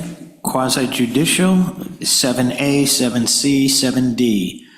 Mr. Attorney, you want to repeat what you said earlier in the LPA? I wish I didn't have to. Please be advised that items 7A, C, and D on the commission agenda of zoning hearings are quasi-judicial nature. As such, the quasi-judicial procedures of the city shall be invoked for these items. If you wish to object or comment upon these items, please inform the mayor when public comments are requested. An opportunity for persons to speak on these items will be made available after the applicant and staff have made their presentations on the items. All testimony, including public testimony and evidence, will be made under oath or affirmation for these quasi-judicial items. Additionally, each person who gives sworn who gives testimony may be subject to cross-examination. If you refuse to either be cross-examined or be sworn, your testimony will be given its due weight. The general public will not be permitted to cross-examine witnesses, but the public may request the commission ask questions of staff or witnesses on their behalf. Persons representing organizations must present evidence of their authority to speak for the organization. Further details of the quasi-judicial procedures may be obtained from the clerk. And let me just mention again, I know there were some disclosures during the LPA. If anyone else has any ex-parte disclosures to make, you could make them now, if you so choose. Thank you. Madam Clerk, 7A. If you will be providing comments or testimony on items 7A, C, or D, I need you to be sworn in at this time. This is for items 7A, C, and D on the commission meeting agenda. Do you solemnly swear or affirm the testimony you're about to give is the truth, the whole truth, and nothing but the truth, so help you God? Thank you.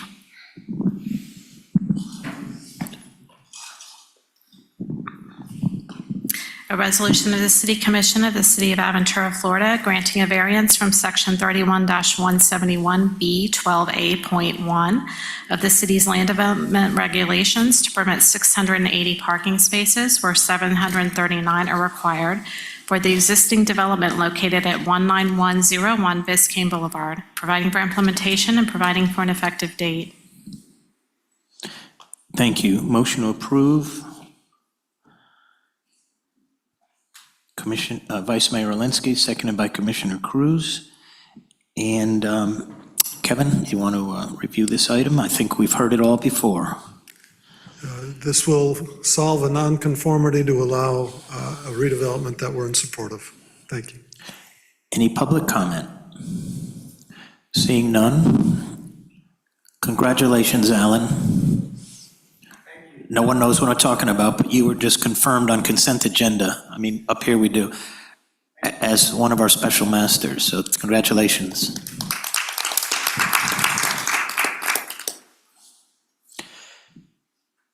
So,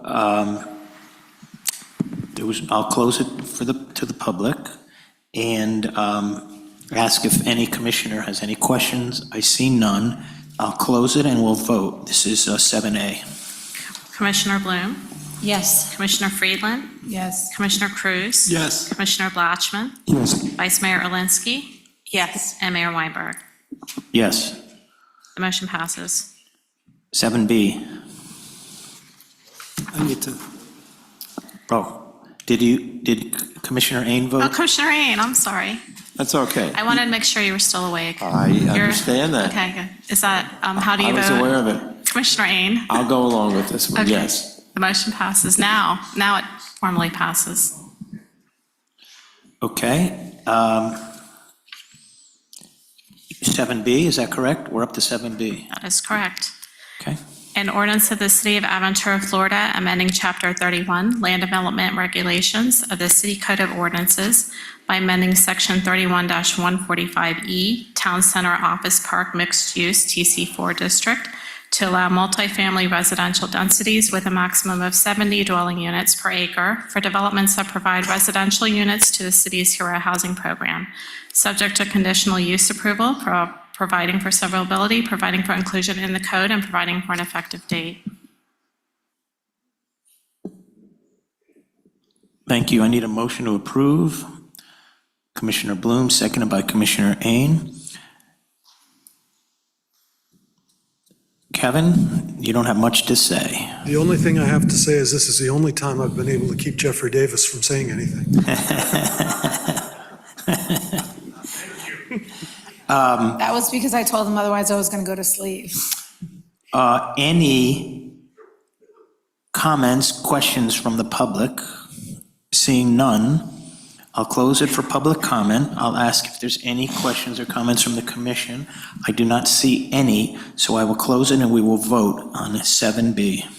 Commissioner Cruz? Yes. Commissioner Friedland? Yes. Commissioner Ain? Yes. Commissioner Blatchman? Yes. Commissioner Bloom? Yes. Vice Mayor Alinsky? Yes. And Mayor Weinberg. Yes. Motion passes. 7C, Madam Clerk. An ordinance of the City of Aventura, Florida, approving a small-scale amendment to the future land use map of the City of Aventura Comprehensive Plan pursuant to Section 163.5 3187 Florida statutes to redesignate an approximate 3.01 acre tract of land on the southwest corner of Northeast 187th Street and Northeast 2A Court, identified by folio numbers 28-2203-043-0010 and 28-2203-033-0010, from business and office to town center, providing for conflicts, providing for severability, providing for inclusion in the comprehensive plan, and providing for an effective date. I think Commissioner Cruz had indicated earlier on this item. Correct. I just want to reiterate what I said before, and that is I don't think I have a conflict of interest, but maybe an appearance of a conflict, so I'll recuse myself from this vote, from the next two votes, C and D. Thank you, Mayor. Okay, I need a motion to approve. Commissioner Bloom, seconded by Commissioner Blanchman. 5, 6. Kevin? No additional comments. Okay. Anyone from the public? Don't be shy. Just line up. Who's first? Okay, I'll close it for public comment. Any commission comment? Seeing nothing, I'll close it and vote. Commissioner Friedland? Yes. Commissioner Ain? No. Commissioner Blatchman? Yes. Commissioner Bloom? Yes. Commissioner Cruz is absent due to recusal. Vice Mayor Olinsky? Yes. And Mayor Weinberg. Yes. The motion passes. Okay, 7D. An ordinance of the City of Aventura, Florida, amending the official zoning map by changing the zoning designation of an approximate 3.01 acre tract of land on the southwest corner of Northeast 187th Street and Northeast 28 Court, identified by folio numbers 28-2203-043-0010 and 28-2203-033-0010, from Community Business District B2 to Town Center District TC1, providing for severability, providing for inclusion in the code, and providing for an effective date. Motion to approve. Commissioner Blanchman, seconded by Commissioner Bloom. Kevin? I want to thank Elisa for always presenting so well that I don't have to say a thing. Okay, and anyone from the public want to comment on this 7D? Seeing none, I'll close it and ask my commissioners, any comments? Seeing none, I'll close it and we will vote 7D. Commissioner Ain?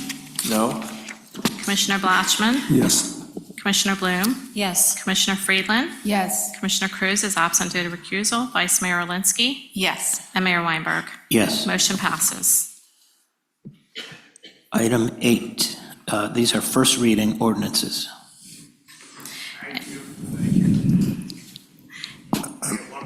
Mr. Mayor, once again, Commissioner Cruz can return to the meeting.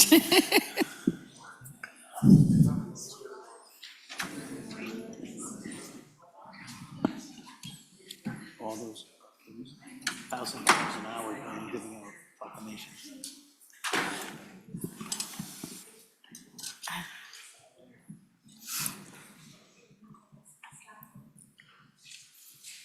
Okay, item 8, ordinance first readings.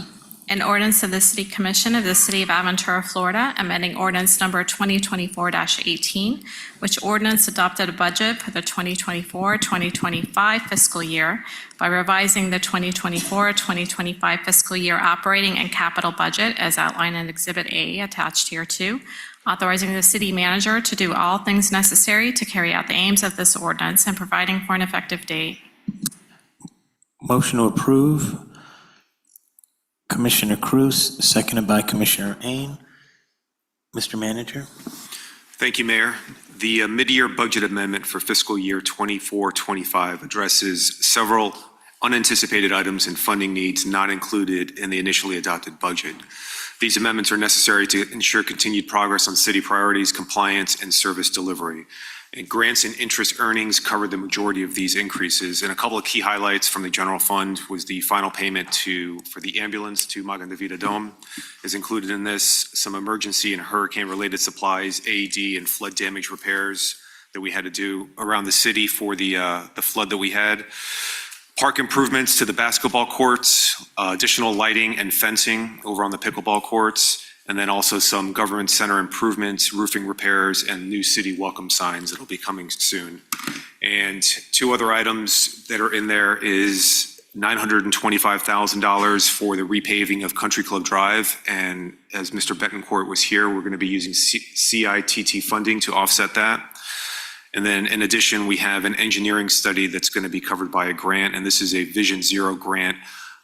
This goes along with our stormwater master plan improvement, and we're hoping to get an additional reduction in our CRS rating for our residents in their flood insurance policies through that.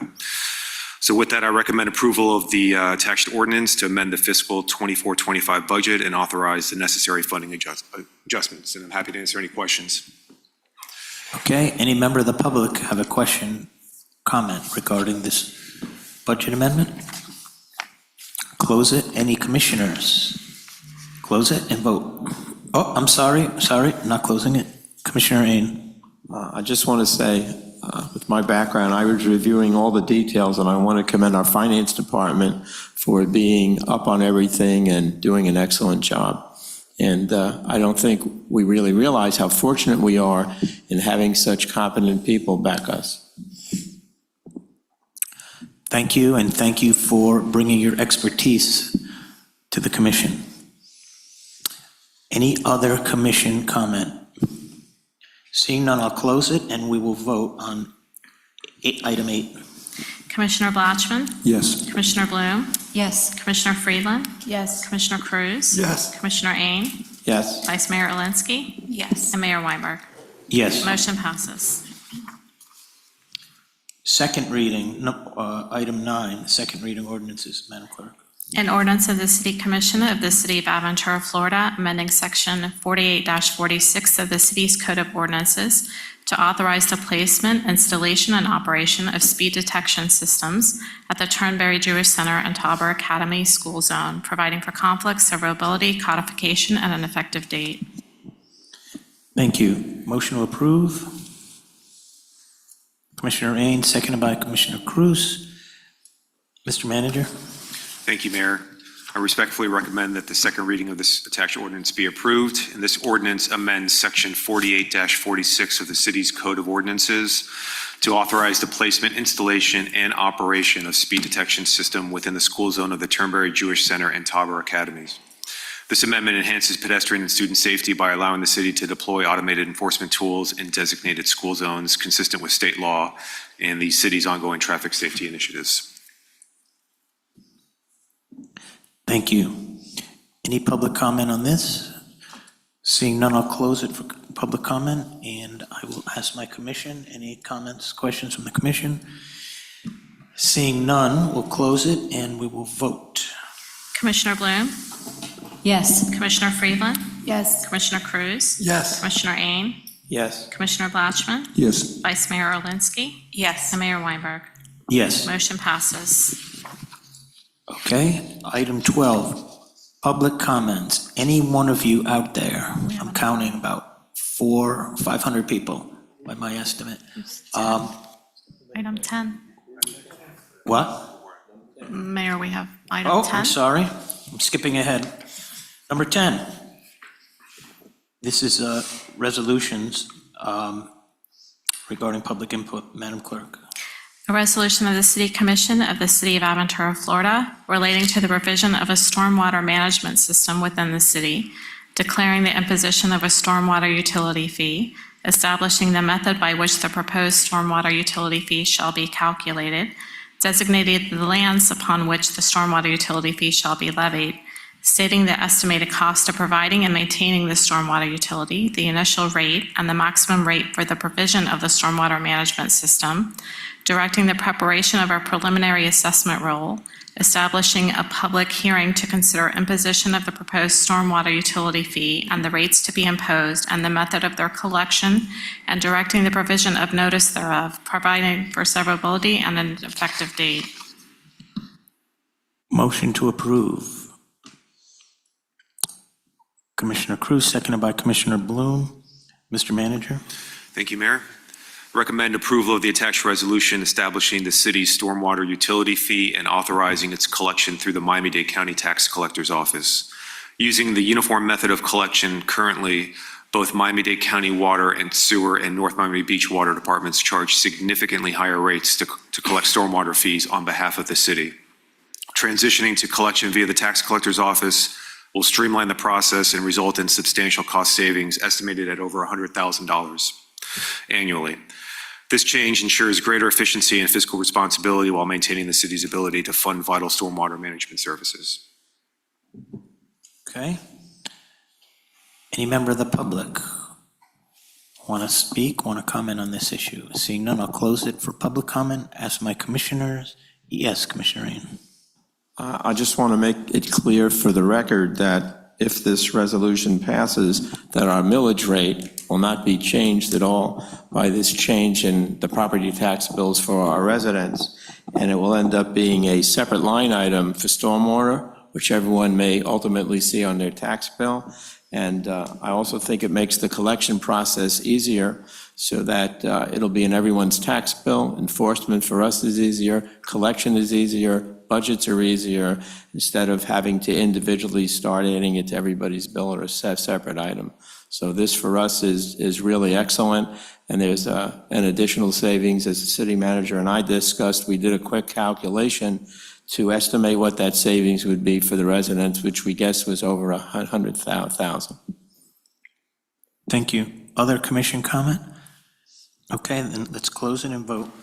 Commissioner Cruz? Yes. Commissioner Ain? Yes. Commissioner Blatchman? Yes. Commissioner Bloom? Yes. Commissioner Friedland? Yes. Vice Mayor Erlinsky? Yes. And Mayor Weinberg. Yes. Motion passes. Okay, now, reports we already did. Now is the time for public comment. Now I look out at the full house and say, anyone that would like to comment, you have 3 minutes. Just line up. Don't fight. Just take your time. Okay? Seeing none, close it for public comment. Any other business by any commissioner, city attorney, city manager, city clerk? Seeing none, I'm going to ask for a motion to adjourn. Commissioner Ain, seconded by Commissioner Bloom. All those in favor say aye. Any opposed? We are adjourned at 8:33.